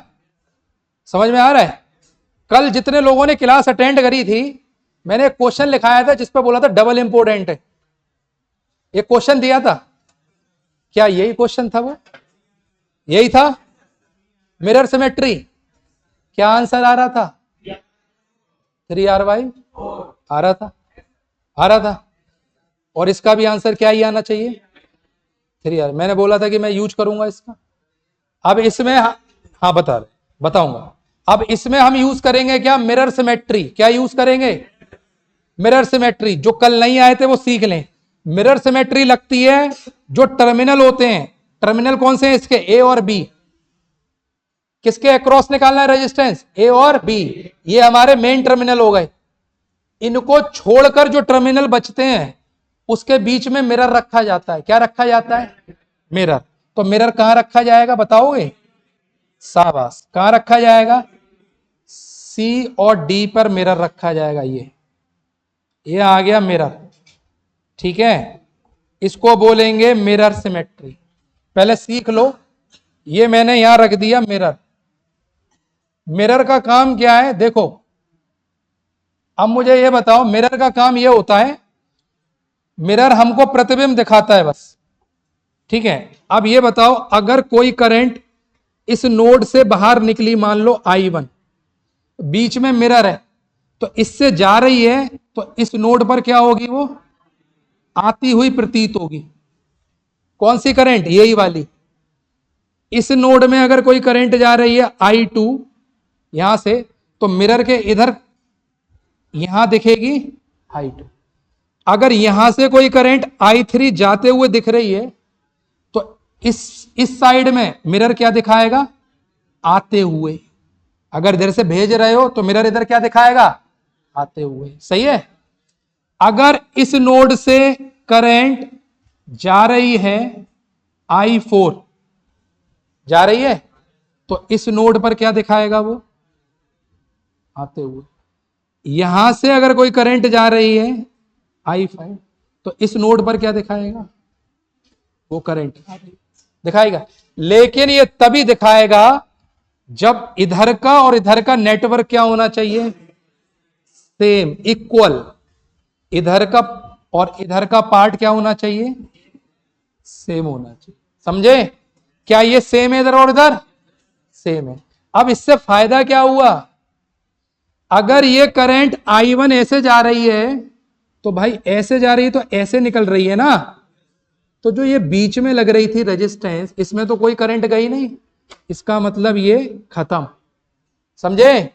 ये वाली टांग खत्म हो गई एक। सही। I3 अगर ऐसे आ रही है तो ये जा ऐसे रही है। एक टांग यहां पर भी तो है जो इसको कनेक्ट कर रही है, ये भी क्या हो गई? खत्म हो गई। क्यों? क्योंकि I3 इधर से आई और इसने वापस ले ली, तो इधर तो कोई करंट गई नहीं, तो ये दोनों खत्म हो गए। तो इसका मतलब ये दोनों क्या हो गई? सीरीज में। कितना हो गया सीरीज में? ये R + R, 2R हो गया। नीचे कितना हो गया? 2R हो गया। ये कितना हो गया? ये 2R। ये कितना हो गया? 2R और 2R पैरेलल। R इस लाइन की रेजिस्टेंस, इस लाइन की रेजिस्टेंस, R + R + R कितना हो गया? 3R। 2R ऊपर था और 2R नीचे। 2R और 2R पैरेलल कितना हो गया? R। R हो गया। R और बीच की रेजिस्टेंस क्या बनेगा? R पैरेलल टू, इसका आंसर क्या आएगा? 3R/, आएगा, आएगा। ये केस है मिरर सिमेट्री का। अगर मिरर सिमेट्री आती है तो तुरंत निपटा दोगे, ठीक है। इसलिए तुमको मैं बोल,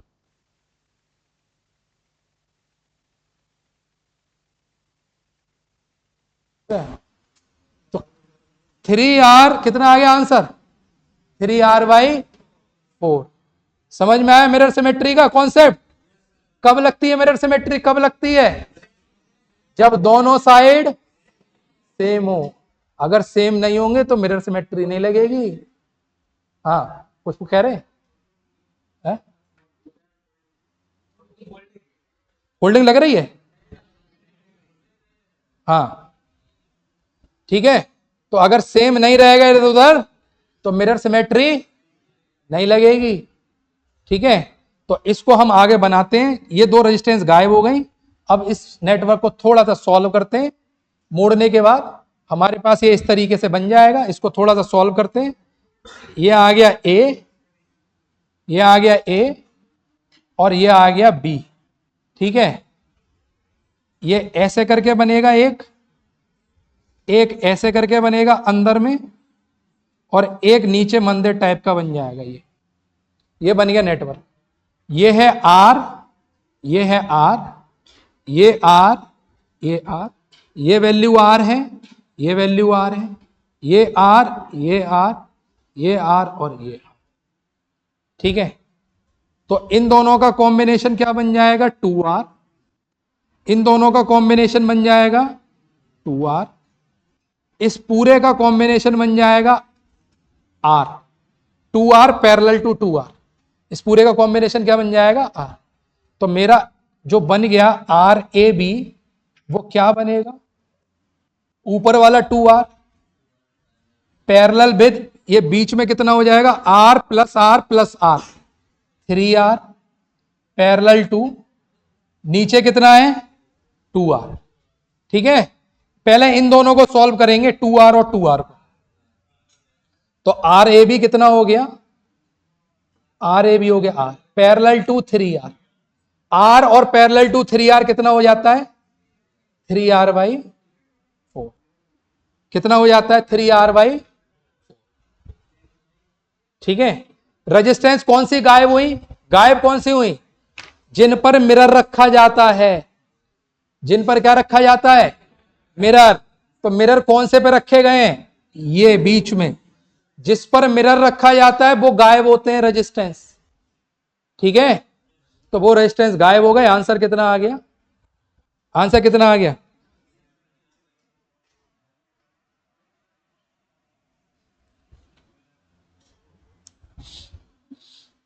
तो सर आंसर आ गया, ठीक है।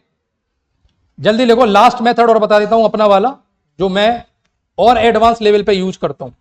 इससे भी एडवांस लेवल का आता है, ठीक है। ये सब भी नहीं करना पड़ेगा, दबाओ क्यूब को, चपटा करो, टेढ़ा करो, कुछ नहीं, ऐसे ही डायरेक्ट बस करंट दिखाऊंगा, आंसर आ जाएगा, ठीक है। डायरेक्ट करंट देखेंगे और आंसर निकालते चलेंगे। ये चपटा टेढ़ा सब बंद कर दूंगा मैं, कोई जरूरत नहीं है। लेकिन जहां जहां करंट मैं बता रहा हूं, करंट वहीं देखनी है। इधर उधर देखोगे तो आंसर गलत कर दोगे, क्योंकि ये ट्रिक है। It is trick. ट्रिक काम करती है डायरेक्ट, ठीक है। ट्रिक काम करती है डायरेक्ट। तो ट्रिक के गलत होने के चांसेस बहुत होते हैं। अगर तुमने थोड़ा भी इधर उधर करा, निकल जाएगी, ठीक है। ये तो हटा रहा हूं मैं, इसको हटा दूं। चलो मेथड नंबर 3, मेथड 3, फटाफट देखो। मेथड 3 मेरे साथ लिखते चलो, लिखो जल्दी। मेथड 3, इसको लिखो my method, my method. Method number 3, my method. अब मैं कैसे करता हूं इस मेथड को, देख लो भाई।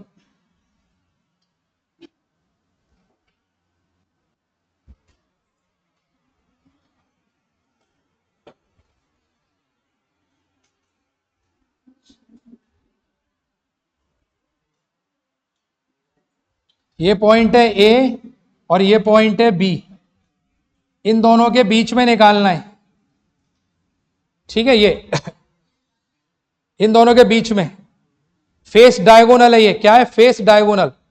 तो मुझे निकालना है आर ए बी, ठीक है, ये आर ए बी।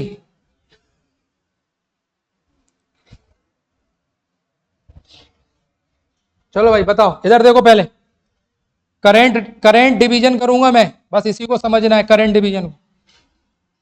इस लाइन की रेजिस्टेंस है आर और इसकी आर, ठीक है, और इसकी आर और इसकी आर, ये, और ये रेजिस्टेंस भी है आर। यहां से करंट जाएगी आई, इसको 3 रास्ते मिलेंगे जाने के लिए, 3 मिलेंगे। पहला रास्ता ये और ये मिला रास्ता इसको जाने के लिए। कितनी रेजिस्टेंस ली इसने रास्ते में, आर प्लस आर, कितनी हो गई, 2R। दूसरा रास्ता इसको ये मिलेगा, ये और ये। अब ये मत कहना ऊपर चली जाएगी, शॉर्टेस्ट पाथ ढूंढना है। तो आर और आर कितना मिला, 2R। क्या ये दोनों रास्ते पैरेलल हैं, दोनों रास्ते पैरेलल हैं, हाँ सर पैरेलल है, ठीक है। तीसरा रास्ता देखते हैं, ये गई यहां से इसको 2 रास्ते मिलेंगे, एक ये और एक ये, मिला।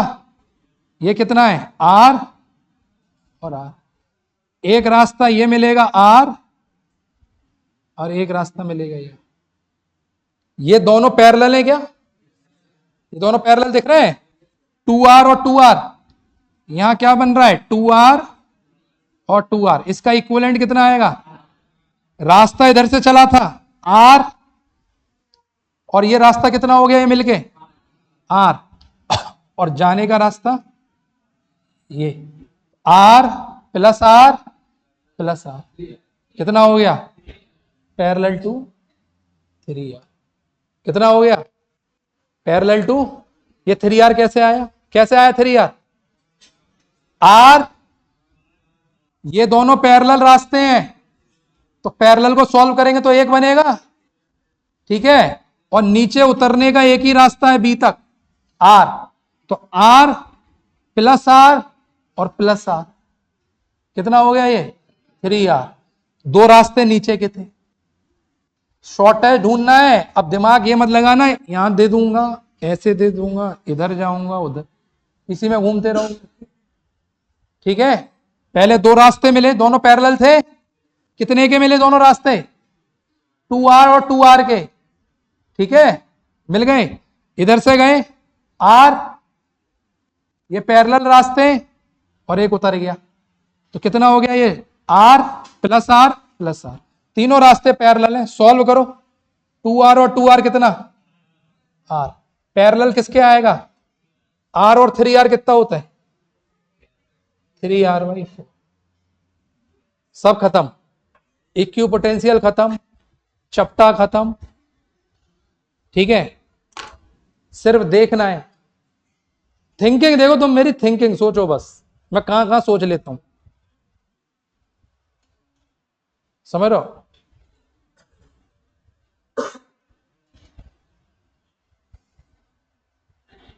अब इसमें तुम्हें कुछ लगाना ही नहीं है भाई, कुछ कोई सॉल्व ही नहीं करना, सिर्फ करंट देखनी है कहां कहां भाग रही है, बस करंट ढूंढनी है, ए से बी तक जाना है। 3 रास्ते हैं, 3 रास्ते से करंट गई है तो 3 ही रास्ते से वापस आएगी, 4 रास्ते से मत ले आना। 3 से जा रही है, 4 से ला रहे हो, गड़बड़ आएगा आंसर। 3 रास्ते से करंट निकाली है तो वापस भी नोड पर 3 रास्ते से आनी चाहिए। तो करेक्ट आंसर क्या आ गया, 3R/4। 3 मेथड बताए मैंने इसके, तीनों आराम से निकाल सकते, कोई दिक्कत नहीं। समझ में आ रहा है, ठीक है। लास्ट फटाफट सॉल्व करके खत्म करता हूं। नंबर 3 हेडिंग डालोगे, number 3, R equivalent across edge, edge of cube. एक एज पकड़ते हैं, एज पे निकालेंगे, लाइन पकड़ते हैं, लाइन पे निकालेंगे।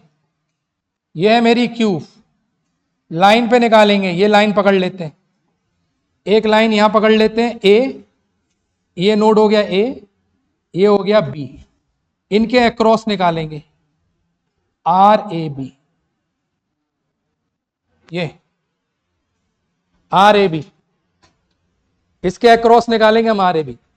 तुम्हारा होमवर्क है इसको इक्विपोटेंशियल से सॉल्व करना, आप लोग घर पे जाके इसको इक्विपोटेंशियल से सॉल्व करना, ठीक है। मैं अपना मेथड बता रहा हूं डायरेक्ट, मैं क्या बता रहा हूं, अपना मेथड, माई मेथड, ठीक है। मेरा मेथड क्या कहता है, मेरा मेथड ये कहता है माई मेथड, मैं डायरेक्ट इसको आपको बता रहा हूं, इक्विपोटेंशियल से आप सॉल्व करना। माई मेथड, मेरा मेथड क्या कहता है, सबसे पहले जो भी नोड दे रखे हैं उसको बना लो, उसके बीच में एक रेजिस्टेंस फंसा दो, बस ए बी के बीच में निकालना है, एक रेजिस्टेंस लगी हुई है, ठीक है, एक, और एक इसी के ऊपर लगा दो, एक कहीं मत लगाओ, इसके ऊपर लगा दो आर, सेम, और एक लगेगी बीच में,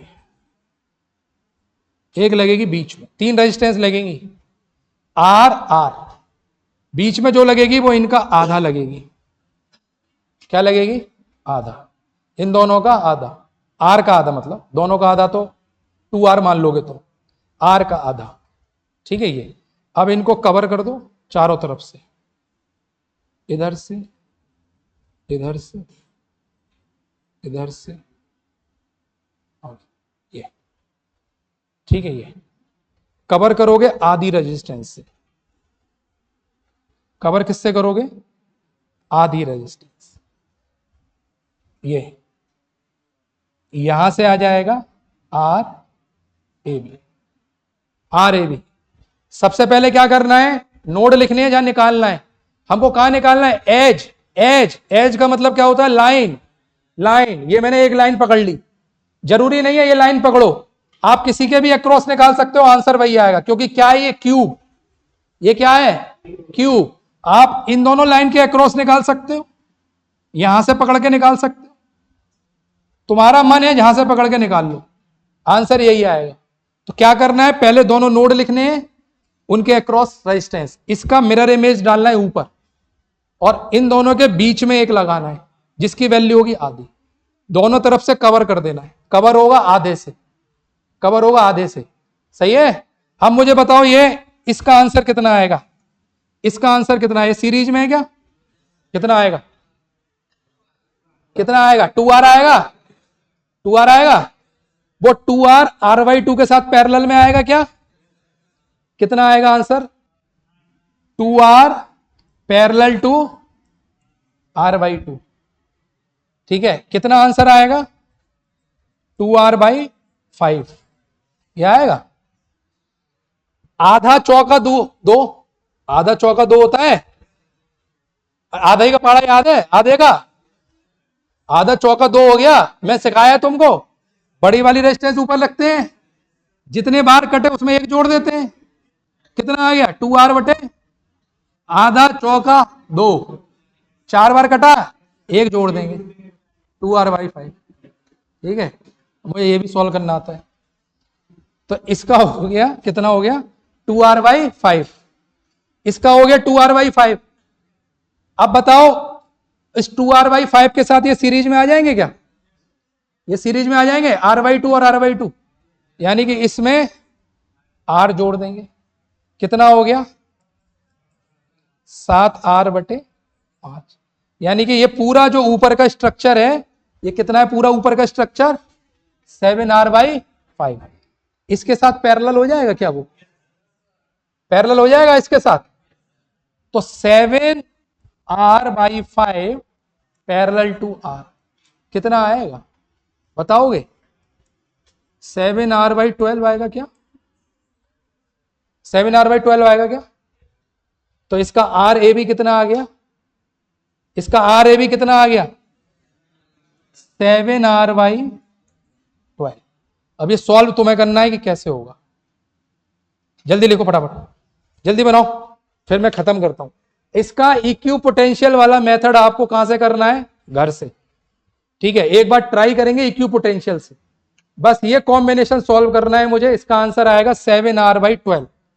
अब ये मत कहना कि सॉल्व करके दिखाओ, मैं नहीं सॉल्व करके दिखाऊंगा, अब ये घर जाकर सॉल्व करना। इसका आंसर कितना आएगा 7r/12। तो ये है हमारा क्या है, एज के अक्रॉस, ये है हमारा एज के अक्रॉस। ठीक है, ये है हमारा एज के अक्रॉस।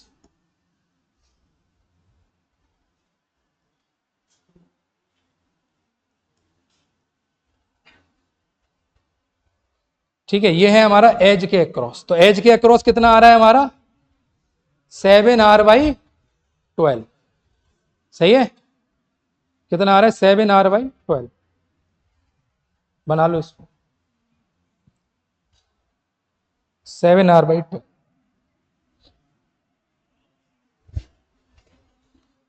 7r/। अब मजे की बात यह है कि मैंने जितना पढ़ाया है ये तुम्हें कुछ याद करने की जरूरत ही नहीं है। मैं तुम्हें ऐसा सिखा दूंगा कि तुम्हें कोई मेथड याद करने की जरूरत ही नहीं पड़ेगी, डायरेक्ट आंसर मारोगे। अब ये मेथड तुम तभी याद करना जब तुम्हें कहीं पढ़ाना हो। सही है, सिर्फ रेजिस्टेंस याद करनी हो, डायरेक्ट आंसर मारना हो, तो मैं तुम्हें एक शॉर्ट ट्रिक सिखा रहा हूं। क्या सिखा रहा हूं, शॉर्ट ट्रिक, सीधे आंसर। शॉर्ट ट्रिक देखो इधर, इसका नाम है शॉर्ट ट्रिक का इमरजेंसी फायर ब्रिगेड बुलाओ। इमरजेंसी फायर ब्रिगेड बुलाओ।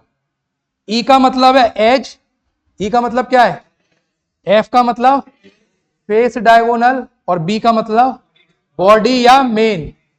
सही है, ठीक है, ठीक है।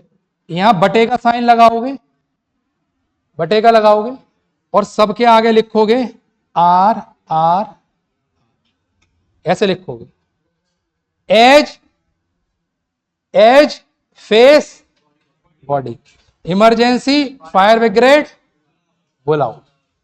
ठीक है, ठीक, स्टार्ट करेंगे यहां से 1 2 3 4 5 6 7। आया 1 2 3 4 5 6, यही आ रहे थे आंसर, यही है, यही है आंसर। याद हो जाएंगे, ट्रिक याद हो जाएगी। लिखो फटाफट, लिखो फटाफट, अब तुम नहीं भूलोगे। अब हो गया, कैसे आएगा उस पर बात मत करना। कोई पूछे कैसे आया, बोले बस हमें याद है। हाँ, कोई पूछे कैसे आया, हमें याद है। ठीक है, पहले से स्टार्ट करेंगे नीचे से, 1 2 3 4 5 6 7। ठीक, एक बार और याद करोगे रट जाएगी। तो मेरे साथ रहोगे, बना दूंगा एकदम हीरा। कंसेप्चुअली तुम्हें कोई हरा नहीं पाएगा। टेक्निकल की बात कर रहा हूं, नॉन टेक की नहीं। टेक्निकल में तुम्हें कोई नहीं गिरा पाए। तो मैं इतने में हथियार दे दूंगा कि कहीं से भी निकाल के मार दो तो गर्दन ही कटेगी उसकी। समझ रहे हो, है? कुछ नहीं कर पाऊंगा, मैं तो दिन भर आवारागर्दी करता रहता हूँ रूम, दिन भर रील्स देखता रहता हूँ, मुझे और कोई काम ही नहीं है। मेरा इंटरनेट इसी में खत्म होता है। 3 बजे सोता हूं मैं सुबह, समझ रहे हो, पूरे दिन बैठ के बस, पूरे दिन मेरा मन ही नहीं लगता है। तरह तरह के डांस देख डालता हूं, हर तरह के डांस जो आ रहा है सब, जब तक बिल्कुल मोबाइल एग्जॉस्ट नहीं हो जाता। वो खुद हाथ जोड़ने लगता है कि अब तो डेटा खत्म हो गया भाई। हाँ, बताया था, बताया था, आर की वैल्यू चेंज हो गई तो कोई बात नहीं, ठीक है, आर की वैल्यू चेंज कर लो। अगर आर की वैल्यू यहां चेंज हो गई भाई, एक बात बताओ मुझे, आर की वैल्यू यहां चेंज हो गई, मान लो ये वैल्यू दे दी उसने 2, मान लो इसने दे दी 2, ये दे दी 1, ये दे दी 6, तो क्या ये पैरेलल कॉम्बिनेशन सॉल्व नहीं होगा हमसे? फिर क्या दिक्कत है? हम ये पैरेलल कॉम्बिनेशन, बस यही फर्क है कि अब ये आंसर r/3 नहीं आएगा। अगर वैल्यू अलग अलग होंगी तो आंसर क्या नहीं आएगा? r/3 नहीं आएगा। लेकिन कनेक्शन तो यही रहेंगे ना, कनेक्शन थोड़ी बदल जाएंगे। वैल्यू चेंज हो जाए हमको कोई फर्क नहीं है, कनेक्शन थोड़ी बदल जाएंगे। ऐसा थोड़ी है कि कनेक्शन बदल देगा वो। अगर तुम लास्ट वाले में भी आ जाओ तो यहां पर ऐसा थोड़ी है कि ये कनेक्शन बदल जाएंगे। अरे इनकी वैल्यू अलग आ जाएगी बस। अभी r/2 आ रही है, r/2 नहीं आएगी, कुछ और आ जाएगी। सही है? आप समझ रहे हो? ये तो ये वैसे वो इतना एक्सपेरिमेंट करेगा नहीं, मैं पहले भी बता चुका, इतना एक्सपेरिमेंट नहीं करेगा। IIT मेंस में भी नहीं करता है, मेंस के सवाल भी डायरेक्ट ही आते हैं। तो तुम्हारा जेई वाला तो वैसे ही दूर भागता है, वो तो बस देखम दाखी बना लेता है कि हाँ कोई सवाल दिख गया ठीक है। समझे? तो तुम्हारे लिए जो सबसे ज्यादा पूछा गया है तुम्हारे एग्जाम में, जेई के एग्जाम में सबसे ज्यादा पूछा गया है वो ये पूछा जाता है सबसे ज्यादा। लेकिन मैंने आपको ये दोनों भी कराए कि अगर एग्जामिनर का मूड चेंज हो गया और उसने कोशिश करी कि कुछ नया पूछता हूं, तो तुम्हारे अलावा कोई नहीं आंसर कर पाए, सिर्फ तुम ही आंसर कर पाओगे, और वो भी सही, वो भी सही, और वो भी 20 से 25 सेकंड में। अगर वो पूछ ले फेस, वो पूछ ले एज, बनाने की भी जरूरत नहीं है पेपर में, इतना टाइम नहीं है, सीधे ट्रिक को लगाओ और लिख दो। सही है? ये और फिर भी तुम्हें डाउट हो कि क्या पूछ रहा है, समझ नहीं आ रहा, तो भाई पहले लिख लेना कागज पे ये तीनों, फिर सवाल पढ़ना। सवाल में दे रखा होगा FACE, फेस, स्पेलिंग तो पढ़ लोगे, एफ से एफ को मिला लेना। एज दे रखा हो, ई से मिलाएगा। बॉडी डायगोनल दे रखा हो, बी से मिलाएगा। बॉडी का बी तो पढ़ लोगे, फिर क्या है? समझ रहे हो? अब इससे ज्यादा वो क्या बताऊं? हाँ,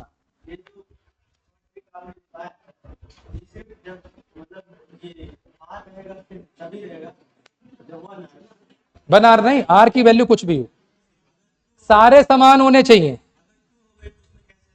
यहां रख दो ना, गुणा में है ना, ये गुणा में है ना आर की।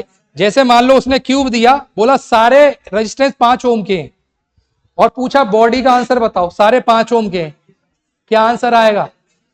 25/6 आ जाएगा। 5 से गुणा कर लेंगे ना, ये गुणा में ही तो है यार, ये मात्रक थोड़ी है। मात्रक समझ रहे हो भाई? मात्रक नहीं है ये गुणा में। सही है? ये गुणा में, मात्रक नहीं, मात्रक तो ओम हो गया।